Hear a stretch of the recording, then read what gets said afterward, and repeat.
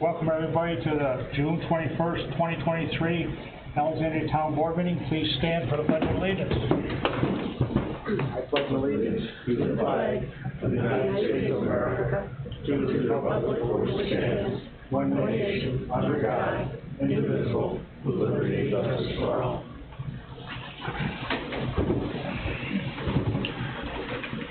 Motion to approve and pay the abstract bills. I've been through them all. I don't know who else has. So you saw the notes that I wrote on a few of them. Other than that, most of those things have been answered. Anybody else have any questions? And I say the only one I had was on that $250 service charge for a copier. I thought that was kind of silly. Yeah. Yeah, I'm going to ask Nicole to look into that further because now we have 3 quotes for copiers that all talk about service agreements and so much per page and per copy. Well, the thing is, you have to get, what did you say, 15,000? On that particular copier, after 15,000. What it covers is toner, which is kind of expensive. I would never say it, but it says again, you got to get 15,000 copies, and then you get this free toner. Well, but they charge you there's no free toner. They charge you per page. That's how they get paid for the toner and servicing the thing. That's how they get paid. That's how they get paid. They tell you they're giving you free toner. They're giving you the toner. Because it says so right. They can charge you 2 cents and 6.9. Yeah. How many does she print out? 15,000 things? Well, we did a count on where it is right now. There's a meter on those. And we did a count. We did that. I'm just asking today, and that was 1,600, and she's had it for a month. Okay, multiply that by 12. And it's not it hasn't been a busy month either. I just throw that out there. It just seems like kind of something I would personally. I think we need to look into it more, and we're going to do that when we look at these 3 right here. Because this is for the one in the back room that's been having a problem for a while. This is to replace which one? Yeah. That one? Yes. Oh, okay. Those 3 prices are to replace the one back there. The one that he's talking about right now is the one that's in Nicole's office that we bought from Advanced Business Systems. That has that she felt that we were getting free toner, and I read it and looked into it a little bit, and there's a lot more to it. Yeah, that's what I'm saying. You know, and when they say free toner, anybody who's bought toner know that toner costs $150, $200, whatever. So you think you're getting a deal. Is she getting a bill for copies? Is she getting a bill for copies? No, but I think it's way too early. How old is the machine? We own it outright. We buy it. We own it outright? Yeah, we bought the printer. And then we're buying a service contract. Okay. On top of that. So it's not what you're thinking. It's a little twist on that. See, we bought a HP. We had 2 HP printers, and we had problems with one that was a couple months old. Sent it back. They sent us a new one. Basically, we were told it wasn't capable of doing everything we wanted to do in the quantity. So that's when we went to Advanced Business Systems, and we asked them because they take care of all our IT. And they came up with the copier that we have now that we want. The biggest thing is how many copies in a year.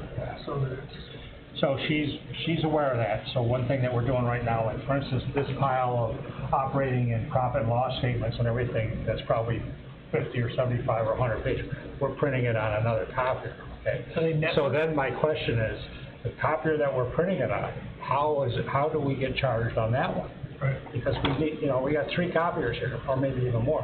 We need to find out how everything is set up so we know where to copy lots of stuff. Sure. So that's kind of work. But are they all networked? So in other words, when you're on your computer, you can pick which one you want to? Yes. You haven't got to physically take something and go with it? No. Okay. You can pick which one you want between these 2. Right. Yeah. So, our attorney needs us to go into executive session, and we'll go back into the back room so you all can stay here. We had something that we have to talk about because he has to leave at 7 o'clock. So, I'll make a motion to go into executive session. Motion by Ron. We gotta have a topic though. Litigation concerning zoning. Okay. Okay. Second, Mike, Gene? Any just further discussion? All those in favor signify by saying aye. Aye. All those opposed, none. It won't be longer than an hour, hopefully it won't be that long.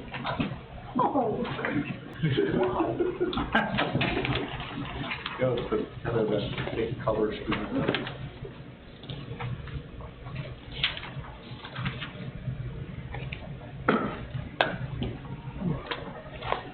Motion to come out of executive session? Yep. Gene, second by Mike. Any further discussion? All those in favor signify by saying aye. Aye. All those opposed? Back to regular session. Oh, I lost my agenda. So we did the bills, we haven't done a motion. We didn't finish them. We're still talking about them? Well, we never voted. Okay. As I said, I've been through the bills. I talked about the couple questions I had. Anybody else have any other questions? She answered that one that I had?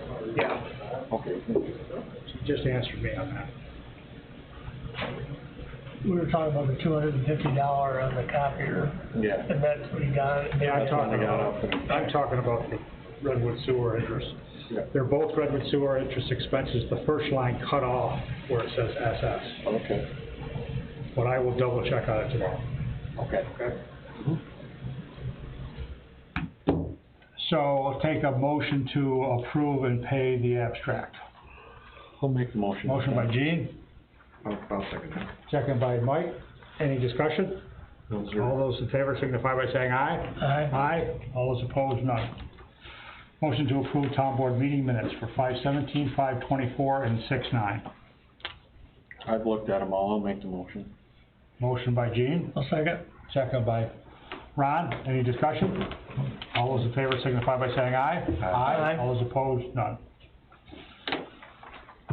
Public concerns. Anybody from the public have any questions? I do. Hi, my name is Phil Felicia from Redwood. I am the troop committee chairman for the 3 Scout VSA units that we have here in the town of Alexandria. The Cub Scout Pack 65, which is for boys and girls ages 5 to 12. Troop 65B for boys ages 12 to 18, and Troop 65G for girls ages 12 to 18. My mission back when I was the Scoutmaster was to, quote, turn good boys into great men. And, you know, that statement may have changed a little with the addition of the girl troop, but the intent remains. We're building the future pillars of our community. And during their scouting experiences, the kids learn about leadership, character, community, public speaking, self-reliance, personal responsibility, all the traits that we really need the most in our young people today. And I want to say that our scouts are a true benefit to the town and our community. They perform highway cleanups and help citizens with their spring cleanups of their properties, and provide a lot of the small town feel that we like in our community. They perform veteran and flag ceremonies for Alexandria Central School and the American Legion. Every spring they clean up and place flags in the town cemeteries, and they participate with the American Legion on Memorial Day to go around to the 14 cemeteries and honorary sites to play taps and be in honor guard and that sort of thing. They also play taps at veterans' funerals when needed. And the residents tell me that they feel good and hopeful for the future when they see the scouts out in the community doing their thing. I can talk for days about the achievements of our scouts, and I won't. But I just want to say that I'm exceedingly proud of our scouts, and especially the Eagle Scouts that we've had. During the 7 years that I've been involved, we've had 12 scouts that have achieved the highest rank of Eagle Scout. And that's pretty rare. Only 2% of all the scouts in the 111-year history of scouting have become Eagles, and we've had 12. It's only 2% nationwide. So we have an extremely successful program. Now, my reason for coming to speak to you today is both to thank the town for the past donations from the bottle return money over at the transfer site, and also to let you know that we're still very much in need of support, and we would still like to continue that support between fees for summer camp, uniform costs, and annual registrations with National. A Scout parent can expect to pay $800 to $900 a year per Scout. So we're very grateful for the donations we've received, and sometime during the pandemic, the somewhat regular donations that we were receiving stopped. And I'm not sure if the disbursements were paused or if we fell off the list, but we haven't received any donations since 2020. And during that time, we formed the Girl Troop. So there's an additional troop that could benefit from that. And that troop actually recently just recognized its first Eagle Scout, Katarina Probst from Plessis. She's only the second female Eagle Scout for the entire Seaway Trails District, which is St. Lawrence, Jefferson, Lewis, and the northern half of Oswego County. She was also recognized as the VFW Eagle Scout of the Year for all of New York State. So she's making our community proud as well. But even this morning, as I dropped off a couple bags of returnable bottles at the transfer site, like I do each week, I see the signage indicates that the money is collected and will be dispersed to a bunch of organizations, a bunch of nice community organizations. So I want to respectfully ask that we restart that if it's been paused, or at least re-add us if we've fallen off the list. And additionally, to add that all-girl troop, Troop 65G, so that we can help reduce the cost to our Scout parents and also allow the good folks of the town to continue to donate to our future leaders. A couple questions I have is that we have a list here of the 5 groups that we're paying money to, of which you are on the list. It's Youth Program, Boy Scouts, Figure Skating, Cub Scouts, and Hearts for Youth. I'll have to check with Nicole and find out you haven't received any money since 2020. This is Jennifer Davis. She's our treasurer, and I had asked her because I knew I hadn't seen anything in a while. And you believe not since 2020? Because I understand that you haven't seen anything in 2022, because the report that we have shows that we are holding on to the 2022 money to figure out how that we're going to disperse it amongst the groups. We have 3 new groups that have asked to be part of this. And the fact that you're talking about the Boy Scouts will help us clarify. We're already giving money to, it just says Boy Scouts. What is that we used to give you? 65B then? Just the B. So The B. Yeah. Troop Because now we have 65G, right? was our Boy Scout troop. When they switched to allow girls into the troop, the girls have to have their own separate troop, but they can still be in scouting. So we created a second group, which is 65G. Yeah. And then also the Cub Scout group is the Cub There's Scout no pack. other troop in the town of Alexandria other than you guys?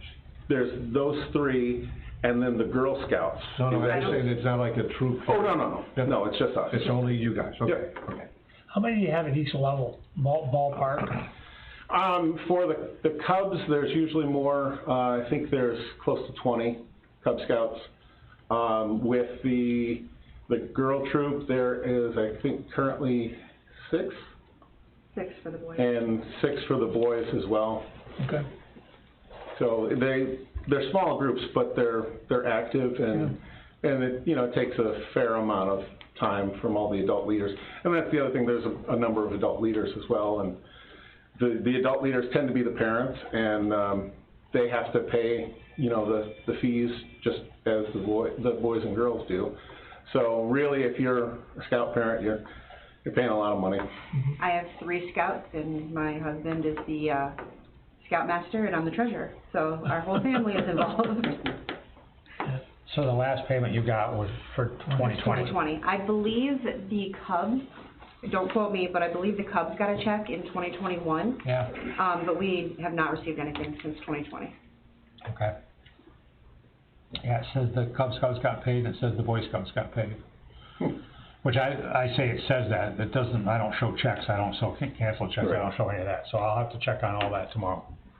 And get back to you. Well, like I said, we're very grateful for what we've gotten, and we wanted to just make sure that you knew, like, we do still have a need. It's not like, oh, okay, well, we're doing all right. Like, we could certainly benefit from that, because, we've got them out at the Big M every so often out there trying to sell stuff, bake sales and stuff, just to raise some money. We do have the money, as I said, for 2022, and we have that on hold that we're trying to figure out how we're gonna disperse it. That amount of money is $12,680 to disperse for that, and then we also have some money from 2023. Okay. So, I'll find out where we stand as far as what we paid, or if we haven't paid, and give you a call tomorrow. Sure, yeah, absolutely. Thank you. Yeah, absolutely. Anybody have anything else? Yep. I mean, as far as life. Yeah, awesome. I was a Cub Scout for 2 weeks myself, and that was it. And then we moved, so, but then I got involved when my boys got involved. This is your penance, yeah. Yes. So now I've been involved for 7 years, so. No, I didn't do that next one. Well, thank you for everything you do for those groups, that's, yeah. When I see Eagle Scout on an application, on a job application, I don't even bother looking any further, Pretty cool. because that says so much. Yeah. Yep. Yeah, Yeah. It really does. okay, thank you. Thank you. Thank you. Any other public concerns? Okay, we'll move on. Rob Campany on deck. Okay. At the plate. Town health officer.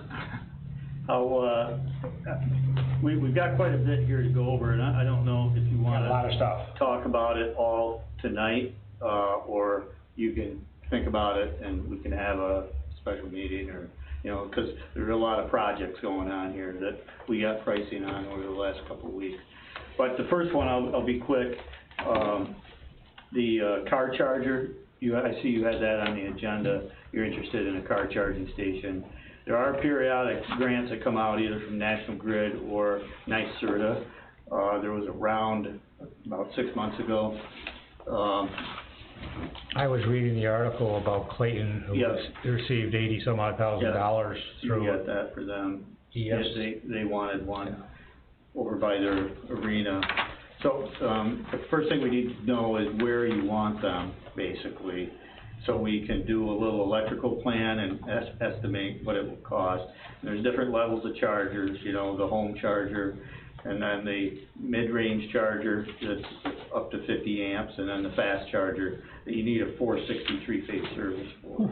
Okay, so I think we gotta think a little bit about where you want them, here, the arena, I don't know where else. Yeah, I guess, I mean, my what's the thoughts were here. intent? What's the intent? Exactly. It's not for residents.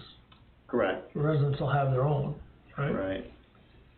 I would think the arena would be a good place to have one. I don't know if it'd get use from school employees perhaps, or certainly visitors, right, that attend events there. I don't know up here. Is our new Zamboni electric? No. No, propane. Never mind. So, I guess we need to come to consensus where it is. They'll pay for electrical upgrades, so if you need a service entrance upgrade to accommodate a charger, you can put that in the grant amount, and that was the case at Clayton. What are most municipalities of those three levels? I mean, the first level, you're not gonna do that. Most of them are 50 amp chargers. So that's the mid-level The ones? mid-level, where you can get, it takes like 30 to 40 minutes to charge a vehicle. And they're 50 amp, a lot of them have two charge, you can charge 2 vehicles for every pedestal. Right. Most of them come with, internet connection, so, if you wanna charge a fee, if you want people to swipe a credit card, it's like a square, credit card machine built right into the unit. You do have to have a service contract with these, with the vendor, so there's a few strings attached, but there's some details. I don't know if Clayton's gonna charge for theirs or not, but the unit comes so you can, put a credit card in it and get. Clayton's thinking about doing it for free? Yeah, they're thinking about, doing it as a service, I think. Really? Yeah. I'm not for that. But, just saying. Yeah, yeah. I was thinking of, at this facility here, Mhm. looking at, knowing the electrical system is there and there, and what we have for parking. Is there another spot you're thinking of? I know there's an app that'll tell you where these things are. Right. In other words, people seek them out because there's not very many. So Oh, when you I go know. on a trip, Online, I know that, my wife works at Hammond Central School, and they are ordering, that one of their new buses is gonna be, believe it or not, electric. Is a bay, Yeah, do Yeah, they have a they're- charging station there for their they bus? will have, They yeah, will. that's part of a capital project, I believe, that they're converting all their entire that's fleet. true, yeah. Yeah, so that's another thing that a lot of municipalities doing, is like DPW vehicles, you know, that, like the guys like Jamie and Jay that are running around all the time, getting them an electric vehicle, and putting a charging station at wherever their home base is. So that's another thing you should probably think about. but that's also the kind that can be plugged in overnight. Correct. That- And you don't need I'm that big a charger for that, you Right. know, but still the pedestal costs, these pedestals aren't cheap, assuming- right? Still gotta do some wiring to connect them. Yeah, It's probably way off in the future before, say, one of our plow trucks would become an electric, so it's almost, there's no real reason for one. That's what I was asking about the school buses, but they're gonna solve their own issue, so I don't know where it would make sense. My thoughts were that if there's grants out there that are available and we can provide something for the community and also that obviously involves tourism because of the people that travel here. I've dealt with people, 2 or 3 people in the last month that have come for mini stores that have asking about where they can charge their car. Yeah, that's my thought. The thing is, you gotta remember that, now anyway, most of the time it's gonna sit empty. So if you've got a parking lot that you need all the spots in on a regular basis, you're gonna be taking away from your parking. Yeah. But if you've got like up here where it's seldom all the parking is used, not a big deal. Yeah. You just, and the thing is, people will go, because I guess there's some kind of registry or whatever. Correct. Yeah, so you Yeah, get an they put it app on and an you app, wanna know, on a it'll map. tell you where to go. Yeah. If we But had one here. they would come to it. Right, okay. It doesn't have to be convenient, Yeah. they'll come to it. Yeah, because the people that I talk to, they, like you said, there's an app and it tells you where every one of them is. Right. What the output is. And that's all part, I think the database might be maintained by the DEC actually. It's part, because it's a DEC grant, and so, and that's part of the deal, if you get a grant, you have to be in their registry, Right. and, The reason I bring that up is the rink, we have a parking problem at the rink already, different times. And you're gonna be taking a couple of spots away from it, I think it'd be better up here. Yeah. Yeah. I guess what we're asking is, can you just look into it a little bit sure. further? So look at 1 or 2, 3 or 4 stations, 2 pedestals maybe here, we have to look at the service, see if it can take another 100 amps or 400 amps, probably not, we'll probably have to upgrade the service as part of it, you know, but that's a starting point, then we can come up with a cost. Right. And then be ready for when the grant round comes back again. What's that do to your electric bill with your demand meter? Yep. Yeah. I mean, that's not a positive. No, but if you charge for it. You gotta build can it recoup that. into the price. I was gonna say, when you just started talking about charging and it takes a credit card, that scared me because in order to change a gas pump to take a credit card, it costs $24,000. Yeah, these pedestals alone are But you said square 15 D. to 20 grand, these double, charging pedestals, plus installation, right? And if you gotta do a service upgrade, so that's why like Clayton's is 85,000 for 2 of these. You 2 know, pedestals? They're getting 2 pedestals, enough So to charge 4. four charging ports. Yep. And they kinda did as you suggest, Ron, they put it on that little parking lot that's on Webb Street, or on, Grave Street. Right, you know that parking lot kind of across from National Grid over there? exactly, across from the fire department, Yeah. kind of out of the way, that parking lot, it's only Yeah. used for athletic events. Yep. But it's convenient to the pavilion, there's walking there, if somebody wants to walk downtown, I suppose they could. While they're twiddling thumbs while their car charges. Yeah, exactly. So anyway. Okay. But we can look at this, so that's that. I don't know when the grant round is coming up again, they haven't, I've checked their website today, and it wasn't, and no dates were given for the next round. So that's charging station. I see that you have the repair of the Route 26 water main. 1,100 feet. I just wanted to give you a quick update. I do have the signed agreement back from them. I'll give it to you to execute. You passed a resolution and move forward with that repair at the bid opening meeting, right? So they are set to start, as soon as they get a signed contract back, probably within a week.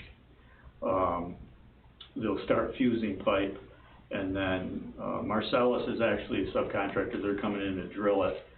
So it'll probably be about a 3-week job once they get going. But they've got a hole in their schedule right now, and they'd like to do it sooner than later. So this is replacing the old line. Replacing 1,150 feet for the old water But they line got- where we had all the breaks. Right, Yeah. but they've gotta do new drilling? You said something about drilling? Directional drill. So they're not, They can't use the same trench that, no, they're gonna drill right beside it and leave the other one in service, right? Oh, They put the okay. new one in. so, okay. And then there will be a service shutdown. I did talk to the health department. They're treating it as a maintenance project. So, they're not gonna give us a formal approval, but they would like us to add a valve at either end of the new section we're putting in. There will be a shutdown, probably about an 8-hour shutdown. There's 3 services on the line, 3 or 4 actually. So we'll have to work with those people to notify them when we switch the old line to the new line. We'll have to notify them that they'll be without water that day. But other than that, the health department is okay with us moving ahead. So, as long as everybody's okay with it. So are we all set to move forward with that? We need a resolution? No, you don't need, you passed the resolution at the meeting you had that day. Yeah. Sandy and I were just talking about that. Just need to give me permission to sign it. Yep. Yep. And here are the copies of the agreements for you to sign. So if you're okay with them getting going, there's really nothing you need to do with it. So I'll take a motion to give me permission to sign the documents. Didn't the resolution already do that, or? I think it was a motion to award. Yep. Okay, so a motion to execute the agreement is probably Okay. appropriate. Motion by Ron, Second. second by Gene. Any discussion? All those in favor signify by saying aye. Aye. Aye. All those opposed, none. So if you can sign this tomorrow and get it back to me, Yep. okay? Yep. 2 copies.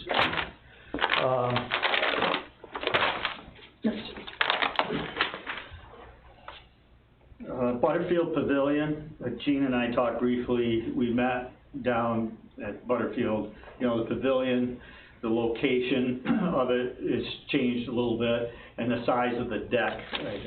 Mike wanted to make it about a 20 by 20 deck instead of 16 by 16. So we contacted the DEC to find out if they had any issues with it, and they don't. As long as we put it on pipe piles, they're good with it. So that can move forward. We have done a little sketch, if you want to get prices on the pipes. Mike indicated we got a price from contractors to put the pipes in and the pressure treated deck, and then he could set the gazebo on top of it. So we can do that if you want us to move I think forward we should move forward with it. and get It's pricing. been how long since it's been there? Yeah, we got a lot of people want to see Yeah. that pavilion back out. Okay, so we'll go ahead and get pricing for the deck. Okay, the water tank bids. So the Redwood Water Tower, we took bids for repainting that. I think, does everybody have a copy of the bid results?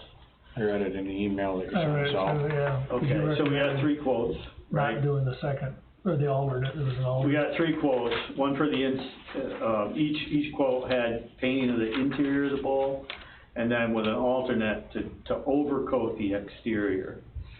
The interior work, okay, is to sandblast the whole thing, take it down to bare metal and then recoat it. Okay, which, the video showed big sheets of paint basically coming off, and it's really in need of repair on the inside. there's a fair amount of the old system that ended up in the bottom of the tank that we cleaned out, last year. And that number was about 211,000, I think, to do that work. The bids were very close. They were, all three of them were close, Yeah. as opposed to the alternate. Correct. The alternate was a little all over the place. I did talk to the low bidder on the interior painting. And so anytime you overcoat a tank, the overcoat might adhere to the old paint, but it's the adhesion to the steel tank that ultimately is gonna fail. So, I talked to him about what other options are, and the painting contractor suggested just going up while he's there, he'll have a high lift on site, to spend a couple days going around the tank and just spot prepping the rusty areas, prime, and just touch up the exterior, not redo the lettering, not do a complete overcoat, but just touch up those areas that need it, and might get another 5-7 years out of the exterior. That was like 20 grand or something. He said it'd probably be about 20 grand to do that. We could formalize that with him, ahead of time. Instead of paying $100,000 to overcoat the whole thing, and then have the risk of the paint still failing, because you're not taking it down to bare metal. So tonight it's just the interior we're talking about? So if you want to move forward, we'd have to pass a resolution to award to the low bidder, and just to do the tank interior, okay? Now, both of these projects combined, obviously, exceed your fund, your capital reserve fund. So you're gonna have to borrow some money to do these two things.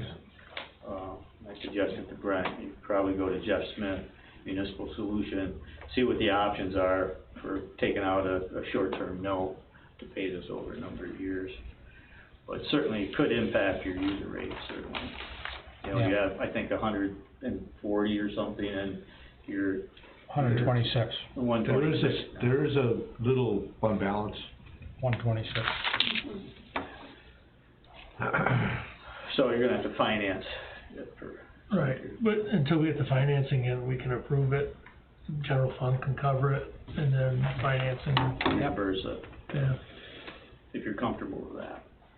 So we need a resolution to accept the To award bid the for low the, bid. Yeah, of which I gave you, you have that resolution. I can read it quick if you'd like.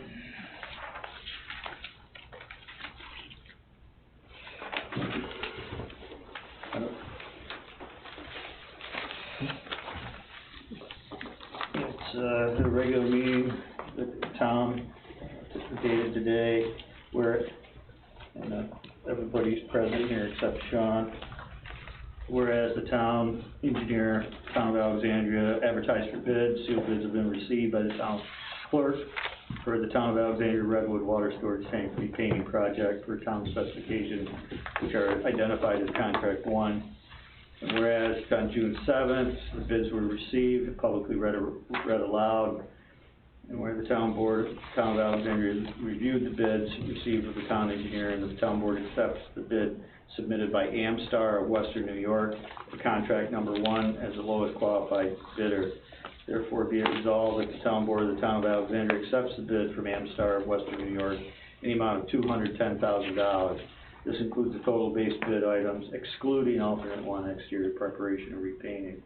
Be it further resolved that town supervisor of the town of Alexandria is hereby authorized and directed to sign all contracts, any and all other contracts, documents, and instruments necessary to bring about the project. Okay.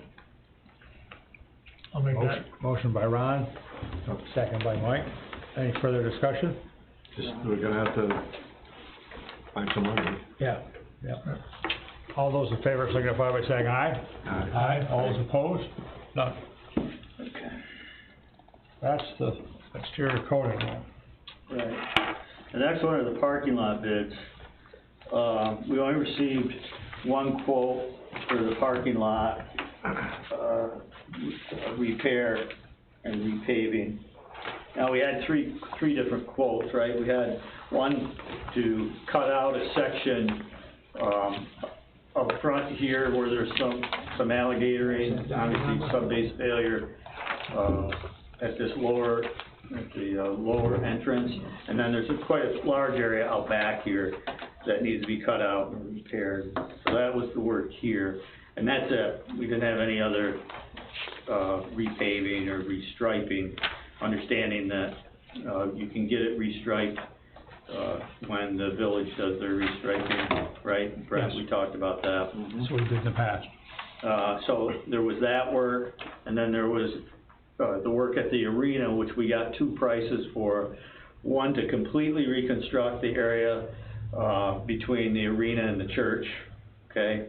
That's all broken up, the drainage is poor, right? It doesn't drain away really. There's one catch basin that's all messed up there and none of the water flows through it.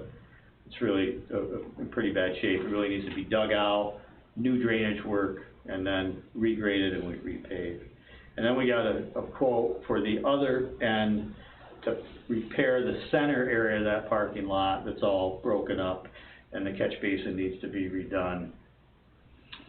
So there were 3 different prices here, church end, and then the, I'll call it the south end, I guess, of the arena. One of the things I called Rob about is that we've been talking about doing the parking lots and we've been watching the condition of them deteriorate and the water get into them. And now we're talking about a reconstruction or renovation project at the arena. It wouldn't be smart to put a whole bunch of money into the parking lot and then do the project on the arena. Because there's gonna be some pretty heavy equipment. In that stuff order. there, right? Yeah. Kinda like do the parking lot last, right? Yeah. Yeah. So. Anybody have any comments on that?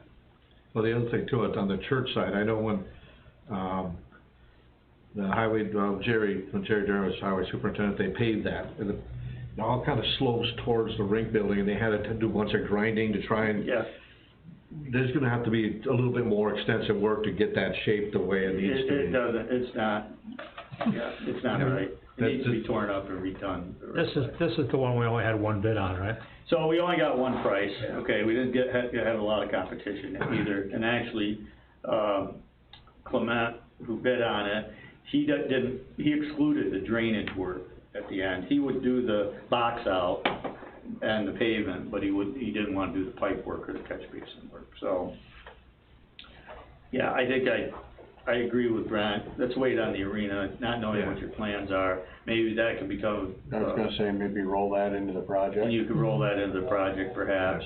Yep. So your real decision is, do you wanna do, the repairs here this year? And I think that amount, you have that price, Brent? You have my letter. Would be in the letter I sent you, I didn't do a copy.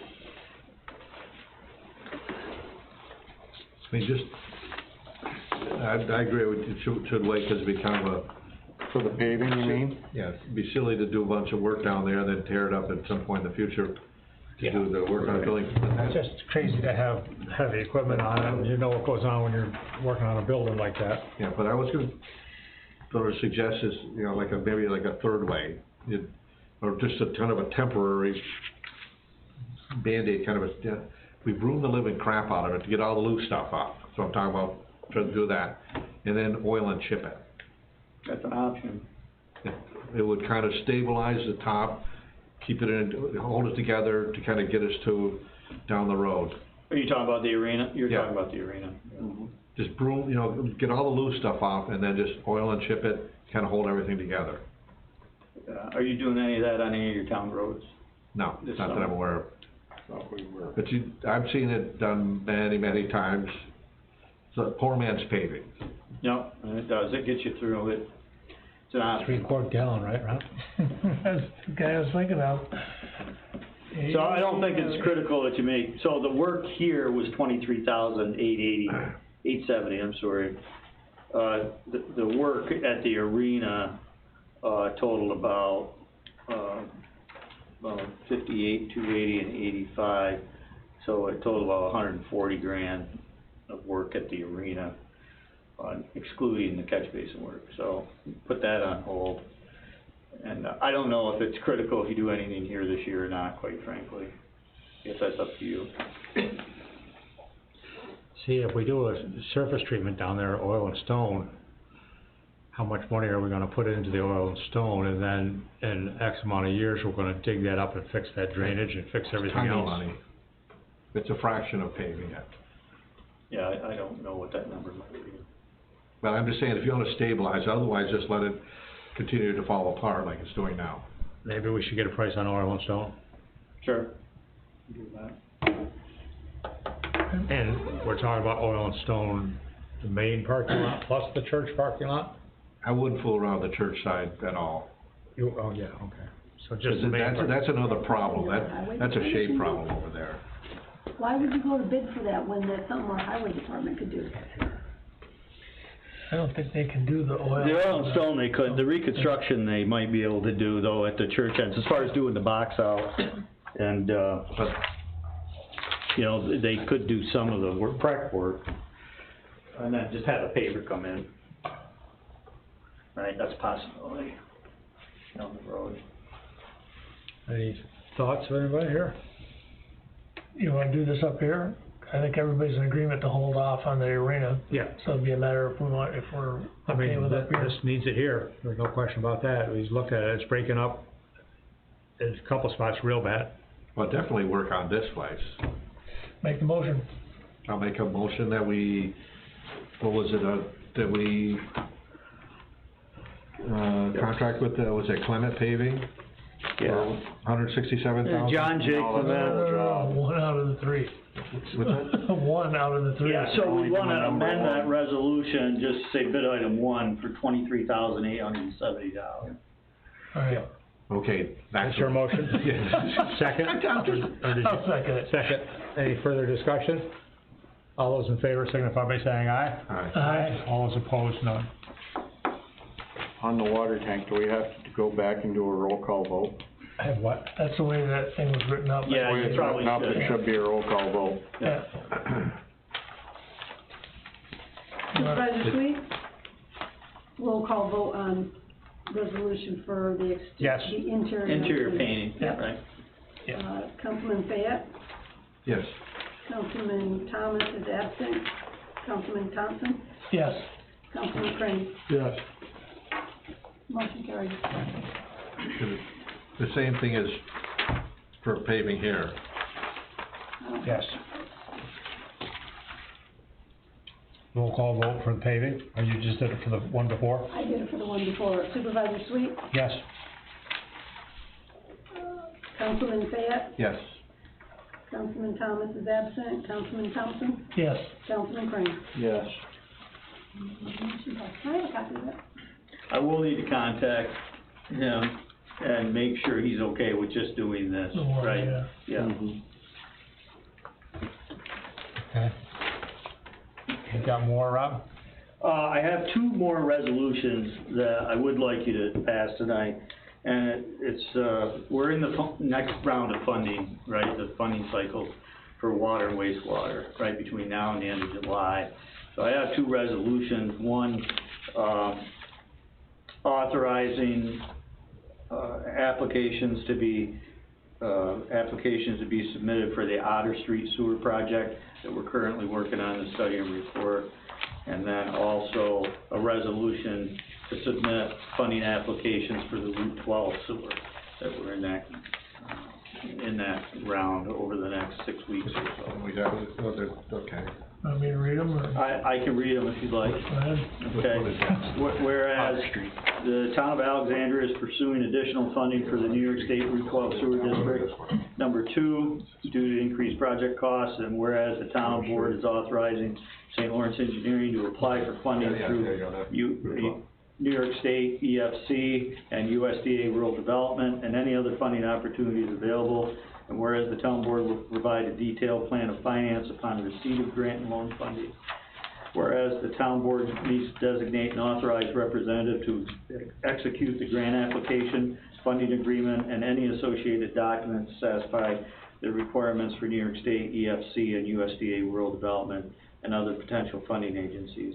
Now therefore be it resolved that the Town of Alexandria Supervisor Brent Sweet is authorized to execute documents required by EFC and USDA Rural Development and any other contract, documents, and instruments necessary to bring about the project for the New York State Route 12 Sewer District Number 2 project and to fulfill the town's obligations under EFC and USDA Rural Development. A motion was made by Okay. Okay. Motion by who? Gene, second? Mike, any discussion? All those in favor signify by saying aye, or, I'm sorry, let's do a roll call. Yeah. We didn't get copies of it. Gene, Mike. And then we have the exact same resolution for Otter Street. I can read it. Supervisor Sweet, Yes. Councilman Fayette, Yes. Councilman Thomas is absent, Councilman Thompson, Yes. Councilman Crane. Yes. Motion carries. So the other one is ditto, except Ditto. substitute. Except substitute Otter Street, obviously, it's not due to the increased project cost. It simply says that, to make application to EFC and USDA for any funding opportunities that exist for Otter Street. Take a Yeah, motion roll for call that. vote. Motion by Ron, second by Gene. Any discussion? All those in favor signify by saying aye. Roll call. Roll call vote, Supervisor Sweet, Yes. Councilman Fayette, Yes. Councilman Thomas is absent, Councilman Thompson, Yes. Councilman Crane. Yes. Motion carries. What else we have, Rob?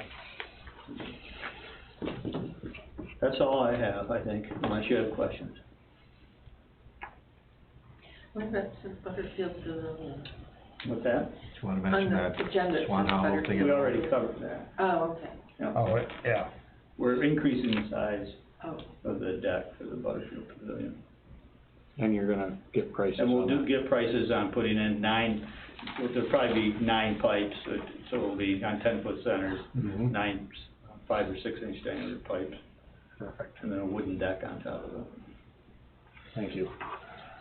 Hiring somebody, or you were gonna talk about proposals for engineering on the, Oh, the bridge for, yeah, so, I suggested that, we try to find somebody that can, maybe give us a quick look at the bridge, and provide suggestions. I think probably the best thing to do is talk, there are several engineering firms that do specialize in bridge inspections. And I think if you want me to reach out to a few of those, there's Prudent Engineering, there's Lou Engineers, there's B&L, there's a whole bunch, 4 or 5 that service this area. And I can request proposals from them to give us some initial thoughts on what to do with it's not a bridge, it's a culvert, right? A laid up stone culvert. And then I can come back next month and give you an idea what their fees might be, and we'll go from there. yeah, I think we need to have it done, for sure. Yeah, just an initial Just an review, not initial a site full-blown visit and inspection. yeah. And ideas on what our options might be for either reconstruction or replacement. So I need a motion to let Rob go forward and submit for request for proposal.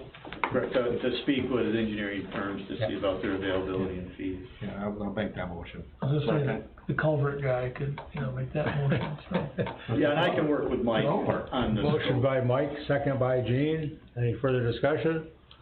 All those in favor signify by saying aye. Aye. That's it for me, Okay. sorry. Thanks, Rob. Thank you, Rob.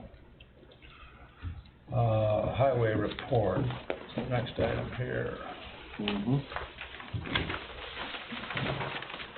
Good morning, the Mud Lake project is complete, and we hope it's satisfactory. The men have started on Swan Hollow Road reconstruction. The men will cut shoulders, ditches, and replace the culverts where needed. The men have hauled about 3,500 ton of crushed gravel for the reprofiling part of the project. Once done, we will move on to the door road. They will finish installing culvert pipes, and then will then go further with widening and building up on the base of the road. I've given Brent an estimate for grinding and profiling in Place Barn Settlement Road from Babcock's Corners to Limestone Road. We will fit this in between paving Swan Hollow and rebuilding Door Road. then we'll replace 3 pipes, cut the shoulders, and recycle in place. I would like to ask for $150,000 to do this project for citizens of Alexandria. The remainder of the time will be spent hauling sand and helping our neighboring towns with their paving. Thank you for your time. Mike in the middle. Was this a project we had scheduled? 'Cause I guess my question is whether this is part of our budget already. You're talking about the $150,000, Swan Hollow? No. the $150,000. Barn settlement, yeah, barn I settlement. believe that's greater than we have budgeted for. But the argument that he's using, at least the emails I've seen, is that our CHIPS money is gonna be more than we thought. I'm not saying it shouldn't be done, I'm just questioning, just if we'd already budgeted it, or this is a new project in addition to what we had. I don't believe it's a new project.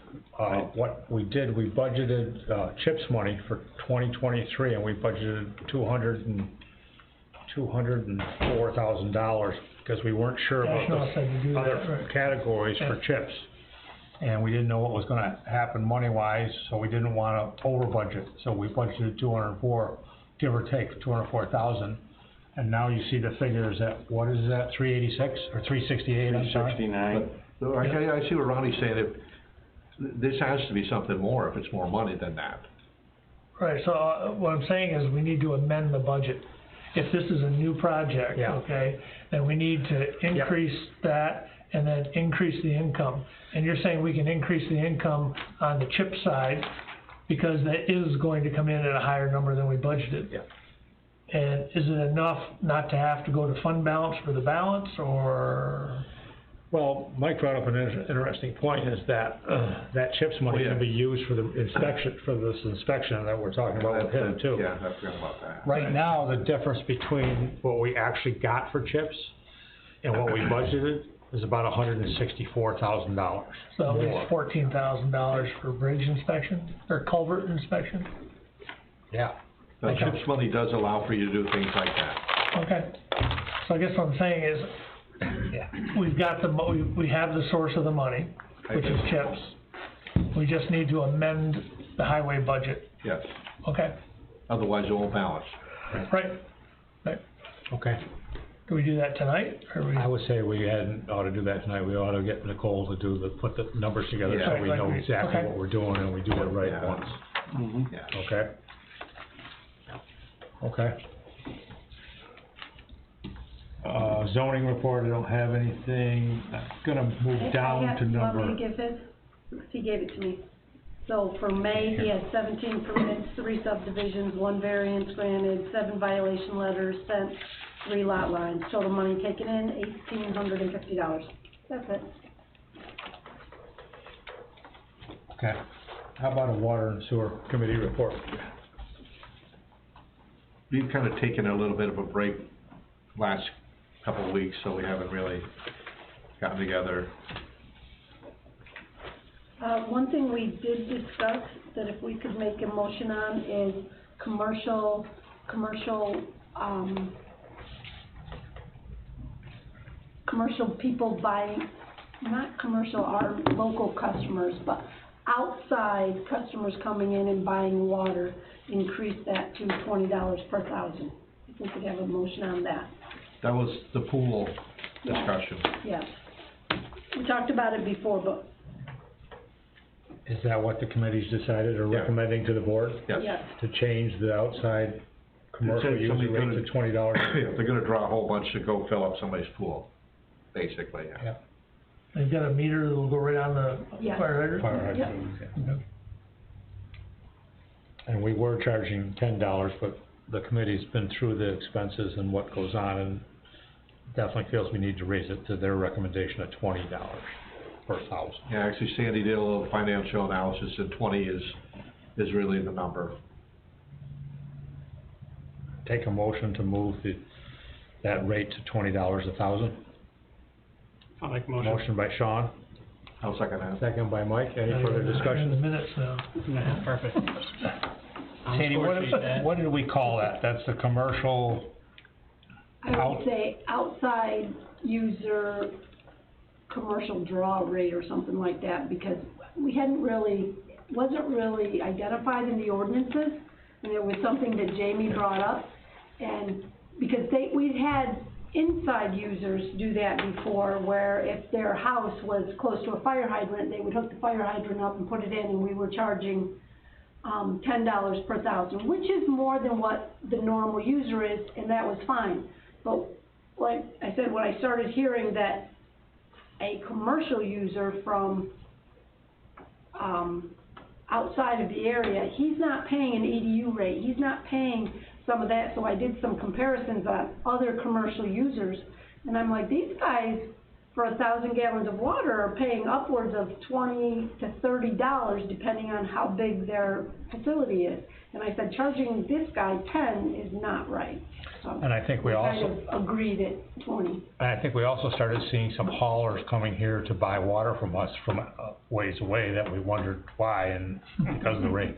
Yeah, and I did call, I called the hauler up and talked to him about it, and he said, to be quite honest, you guys have the best water in the area. I prefer to come to you than to go to Watertown. Then I looked up Watertown's rates, and it's like, our water quality is better and we're cheaper. No brainer. So we raised the rates. He wasn't thrilled with it, but he's paying. And we do have like in the water ordinance, we do have a tentative change to, Yeah. where we're kind of thinking about it a little bit before we present to the board. Any more discussion? All those in favor signify by saying aye. Aye. All those opposed? None. Number 7, amend the IMA. Okay, is this the one I was? Yeah. No, this is your right. Amendment intermunicipal agreement between Redwood Water District and the town of Teresa Water District, number 1. That was, Agreement made this day by and between the Village of Alex Bay Municipal Corporation offices at 110 Walton Street and the town of Alexandria at 46372 County Route 1 on behalf of the town of Alexandria Redwood Water District and the town of Teresa Municipal Corporation with offices at 215 Riverside Drive, Teresa, on behalf of the town of Teresa Water District number 1. The village and town of Alexandria, on behalf of Redwood Water District, previously entered into an intermunicipal agreement dated February 11th, 2005, which contains the terms and conditions pursuant to which the village will supply water to the Redwood Water District. The village and the Redwood Water District previously amended the intermunicipal agreement on or about June 8th, 2020, amending certain terms and conditions pursuant to which the village supplies water to the Redwood Water District. Neither the 2005 agreement nor the 2020 amendment addresses the Teresa Water District number 1. The Town Board of Alexandria, on behalf of the Redwood Water District, previously entered into an intermunicipal agreement dated September 13th, 2006 with the town of Teresa on behalf of the town of Teresa Water District number 1, pursuant to which the Redwood Water District would provide potable water to Teresa Water District number 1. The village has an application for a water withdrawal permit pending before the New York State Department of Environmental Conservation. The New York State DEC has identified several matters that must be addressed by the village and or provide to the New York State DEC before the water withdrawal permit application is complete, and the underlying permit can be issued, including the amendment to the IMA, such as that the village is a signatory and approves of the same. The village and district intend to meet the requirements in part, at least through this amendment of underlying IMA. In consideration of mutual promises contained herein and other good and valuable consideration, the receipt and sufficiency of which is hereby acknowledged, the parties hereto covenant and agree as follows. Section 20 of the IMA shall be amended to identify the Village of Alexandria Bay as a party having an address at 110 Walton Street, Alexandria Bay. Number 2, the Village of Alexandria Bay shall be included as a named party to the IMA and approves the IMA, but makes no representations and or warranties in respect to the subject matter other than made in February 11th, 2005 intermunicipal agreement between the Village of Alexandria Bay and the Town of Alexandria on behalf of the Redwood Water District as amended on or about June 8th, 2020. And witness hereof, the parties hereto have set their hands and seals on this day and set forth below. So I need this resolution to give me permission to sign the agreement. I'll make the motion. Motion by Gene, second by Ron. Any more discussion? All those in favor signify by saying aye. Aye. Aye. All those opposed? None. arena use report? I don't have much on that, other than I know softball, baseball seasons are winding down, and, I mean, soccer season's gonna be here How much more very soon. use of Hacks Field are they gonna have, do you know? Not much longer, Yeah, if you. not much longer, I'd have to follow up and see where they're at. If you find out, just, yeah, so I can, I know the younger groups are done. the guys are trying to stay on top of the mowing up there for the games, and I know they were going up there because there was 2 or 3 games this week. Yeah, they had But a I game think last, it's coming to an end. softball had a game last night, and I think they have another game. But I'll let them know. Okay. Clerk report, Sandy? I think you've got a copy of the May clerk's report. I turned over $588.80 to the town/supervisor. Tax collection is over. Anyone that hasn't paid town and county taxes, by now, I can't accept them anymore. They have to go pay Jefferson County. I turned over $4,352.89 to the town/supervisor for interest on late payments. Under the water committee, I forgot while you were there, on June 1st, I did mail out late notices to Otter Street on people that had not paid their capital payments. 9 have responded since then and paid. We currently have 6 parcels that haven't paid, and 1 did make a partial payment and just owes $200. So the total amount that is still due is $2,631. So we're getting there. We're getting very close to having all the money collected for the, when a couple of the users, they never pay their water bills and it always gets re-levied, so they're not about to pay anything. So it goes on their taxes. Got everything, Sandy? That's it. Thank you. Going to old business, number 1, resolution to amend previous motion to charge legal and accounting defense fees. Everybody's got a sheet of, legal sheet in front of them, and, we talked to our accountant about this, and he feels that we should, take the audit fees out of there that we had in it, which, $15,575, which reduces that $131,000 figure to $115,000 and change. I'll make the motion. Those 4 figures come to $15,750. Yeah. 758? No, just 750. I don't know where the 575 came from. So, but it's more than the audit, it's a bunch of these other little things too you're It's talking. those 4 that are crossed out, right? Yes. Yeah, it says Yeah, audit, but I'm talking about these other things. those are all audit.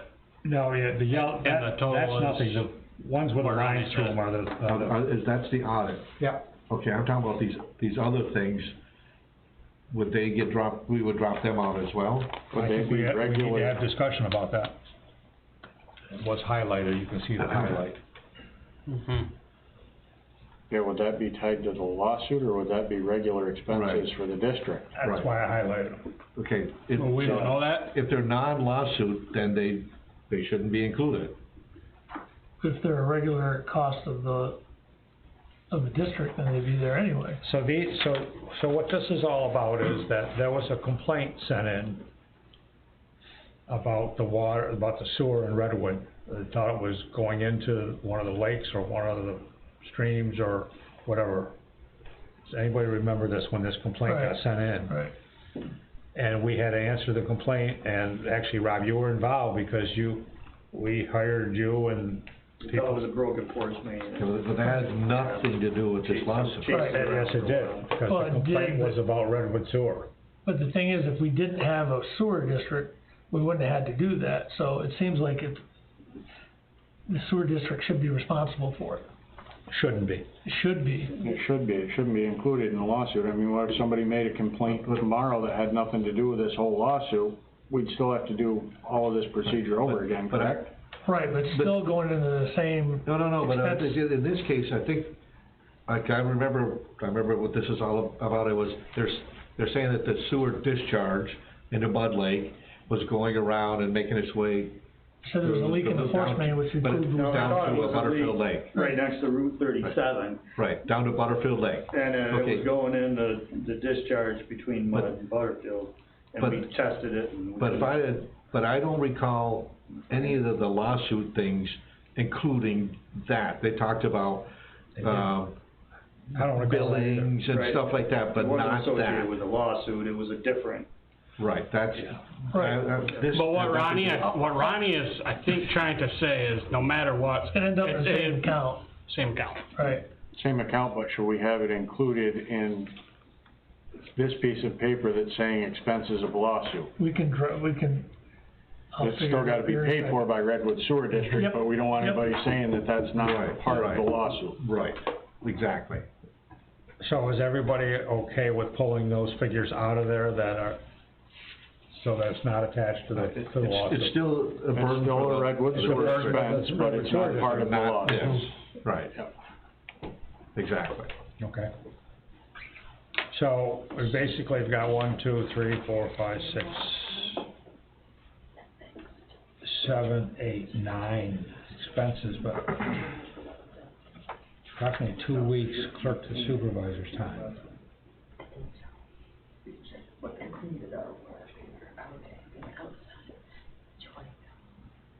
How do we handle that 2 weeks at 1688.40? Where are you? I mean, that's gonna be like, I'm just wondering if that's for everything that was done in relation to the lawsuit. yeah.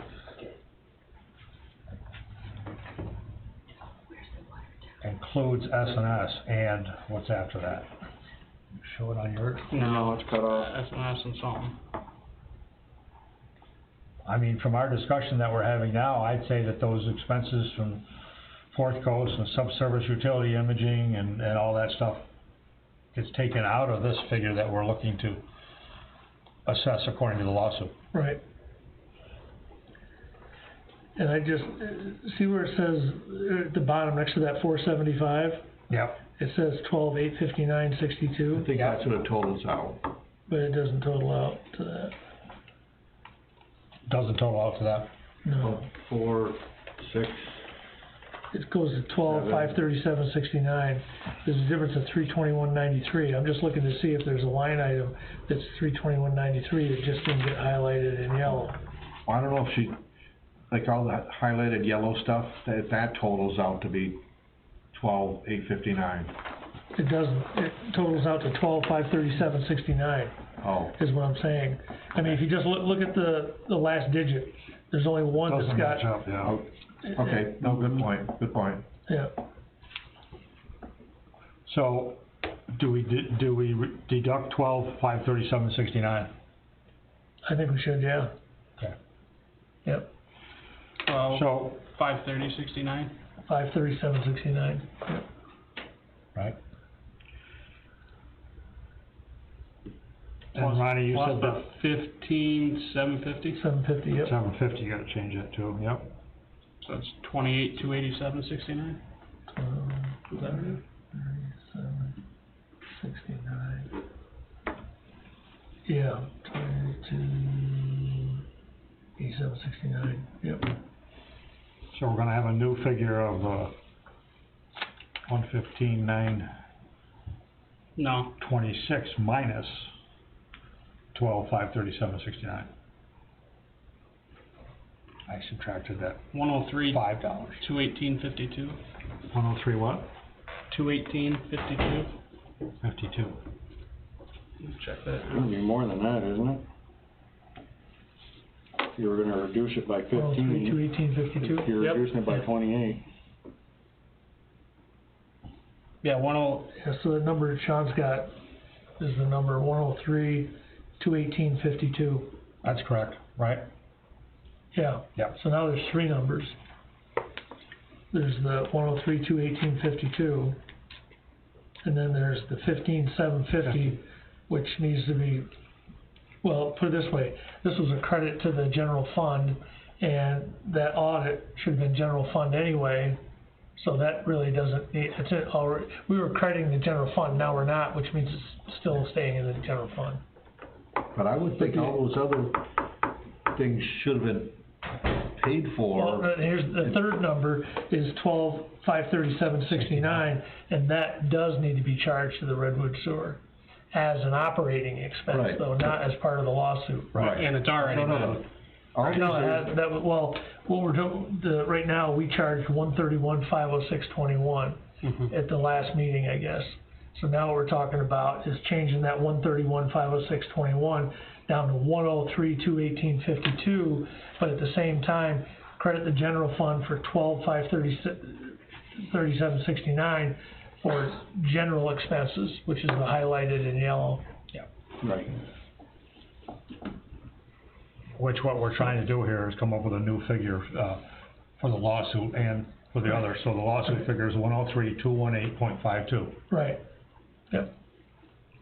Everybody in agreement with that? Yep. That's deducting the 12,537 from all those maintenance expenses and the audit for 15,750. Yes.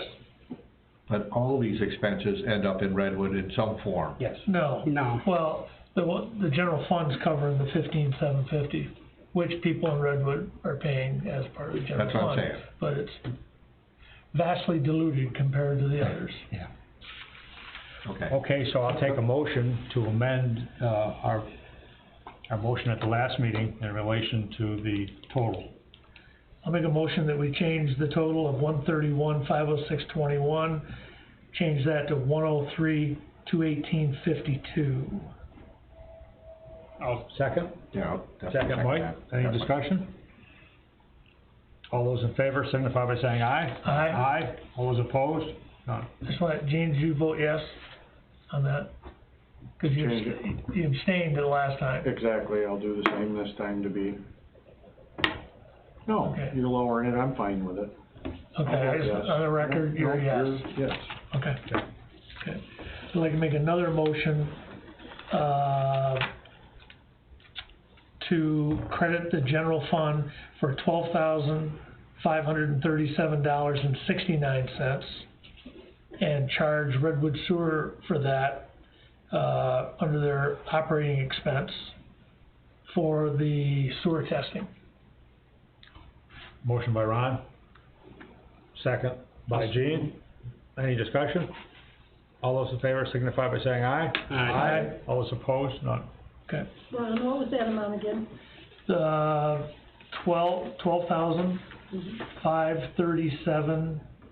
$12,537.69. Okay. I'd just say, you might wanna confirm that number tomorrow with, who did the spreadsheet for you? Nicole. I would, cause it's just odd that, I know. just a weird number, it's close but not, Yep. have her verify. That's why I was looking to see if there was another one somewhere in here, you know? What it could be is two numbers that add up to that number. Yes, yeah. Yeah. Okay, the next item is balanced, budget transfers. I have for General A, we're going to debit Justice Equipment, $190. We're gonna credit Justice's contractual, $190 to cover purchase of a new monitor. General A, again, garage equipment, we're gonna debit $37,100. Streetscapes, we're gonna debit $111,704. Special Facilities Dock CE, we're going to debit $2,000. Brush Pit CE, we're going to debit $5,000. Appropriated fund balance, we're gonna credit $155,804 to cover expenses due to the installation of the fuel system at the town barn, final expenses of the streetscape project, the extra cost at Mud Lake project, and extra expenses at the Brush Pit, which now has its own line item. I wanna note that on the streetscapes, $111,704 is coming from our fund balance, and in our agreement that we have with the village, it says that we all, the village and the town, will pay interest on any funds that the town has to borrow in order to pay this bill. And I sent that to everybody about 2 weeks ago because I sent it to the village and it had, I quoted the in our agreement where it says that they will pay interest if we have to borrow So the money. village will pay interest, not the town. The village. But we're borrowing it from ourselves. Right. How close is it to being completed? So he said it I wish the mayor was here. wrong.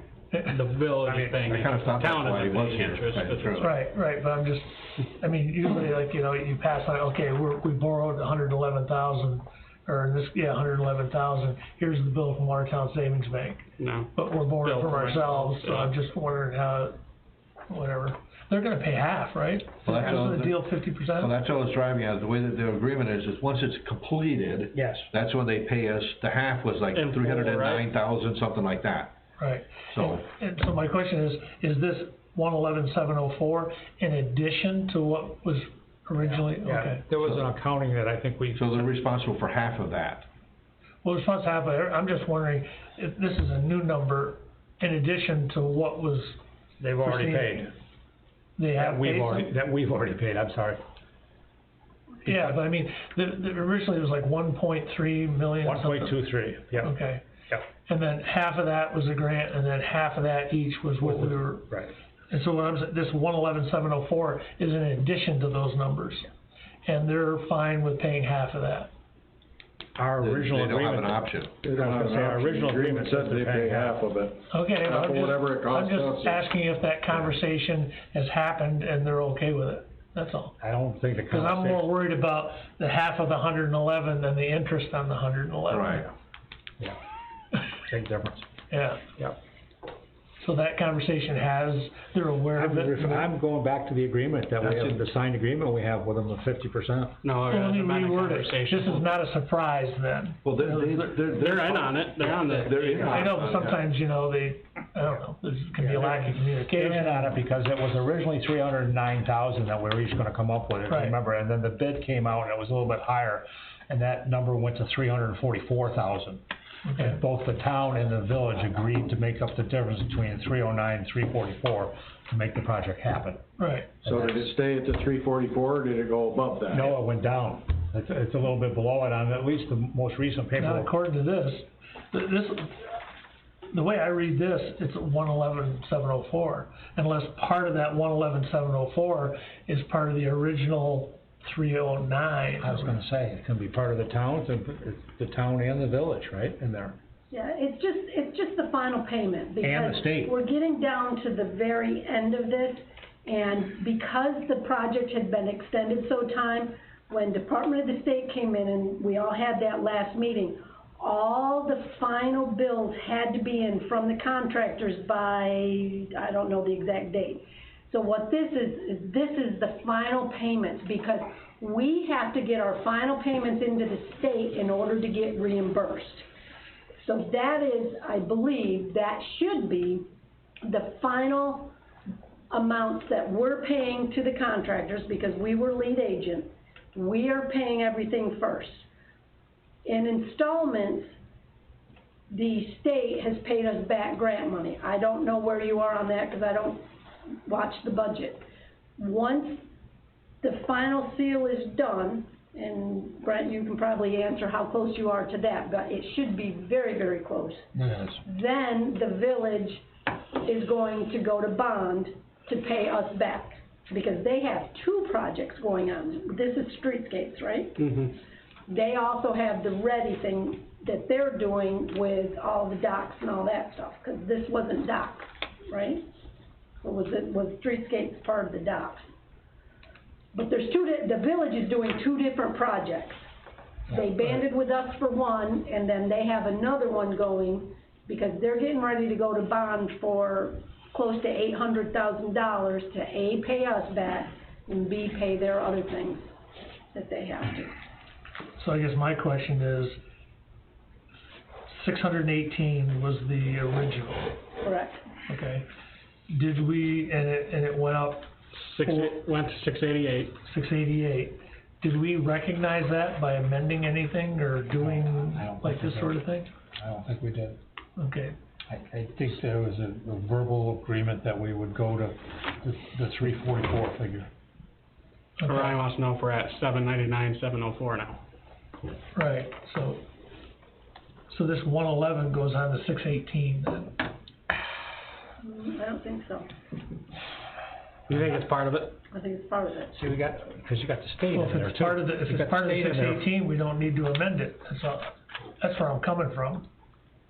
In other words, if we budgeted 618, which I think we did, right from the start, we budgeted 618. Because we were gonna pay it all, and then we would get reimbursed by that. Right, Well, right. why is there a budget transfer if it, But if we're doing 111, to me, that's a 111, and I understand there's a cost overrun, and they've agreed to it and everything, so I'm just trying to clarify that the total, instead of being 618, it's now 729 or 30. Otherwise, that 111 doesn't need to be that big. My guess is, the reason why it appears to be over right now is because we haven't been refunded from the state yet. So, part of the 618,000 that the state repays us, that's why we had to get all these bills in. Because they're still holding some money that they haven't paid us back. So, remember, because I was sitting on the board then, and I kept saying, how much do we have to, because our initial portion was 609,000, but it was. But we're fronting the state's part Exactly, also. we're fronting the state's part also. Okay. So Yeah. that's why right now, we're borrowing from the general, if I'm understanding Slow it pay. correctly, that's why Slow pay. it appears that we're village borrowing. broke, state broke? Yeah. Like that, okay. Yeah, Okay. that's Wow. definitely what that's all about. Because I provided us with a list, I believe, the last time of the payments that we've got from the state, and the state's way behind. Yeah. What a surprise. Yeah. You need a motion? Yep. Okay. Motion by Ron. After all that. Second? I'll say. Second by Sean. Any further discussion? All those in favor signify by saying aye. Aye. All those opposed, no. Budget CD resolution. Number 3, CD resolution for Watertown Savings Bank. I've gotten a new rate, and Nicole did an analysis, and she did the analysis about 3 weeks ago when I brought this up, and we did it again yesterday, and we're not in a position to put any money in a CD right now, because we got a bunch of big payments coming up after our sales tax comes in 30 days, it will be different. Looking at it. So for right now, we're not doing anything there. An engagement letter to AFPR. Before we go too far, just looking at this, kind of reminded me what Andy was talking about. We have to do like a public hearing. We gotta introduce the local law, Okay. and then we have to Set do up it, the public and then we hearing. have to do advertisement and so on and so forth, and we introduce it to have a public hearing at our next meeting. But Right. that's down here further, isn't it? I thought it was an old business. I think we skipped old business. Yeah, we skipped it, yeah. Yeah. Wow. You started out there. We're doing good. Even reorganize. So we did the I'm Peterson law. Number 4. Brush cut cameras, number 2 would be the next one. Yep. We did the number 1.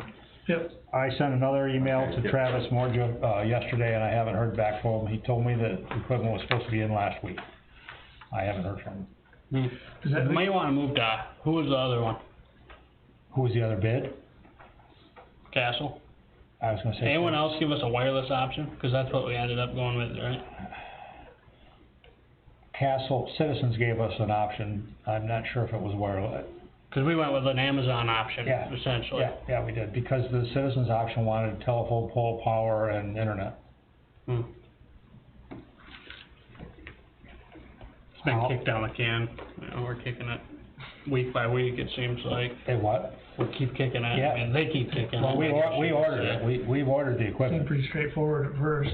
Yeah, yeah, Amazon, you know, 3 days, put it up, I don't know. Yeah. 3 days. What the hell, you know? So I don't have any other answer on the, as far as, Stack Communications or Doyle is concerned of where we're at with that. As far as the regulations for the local law, Andy sent that.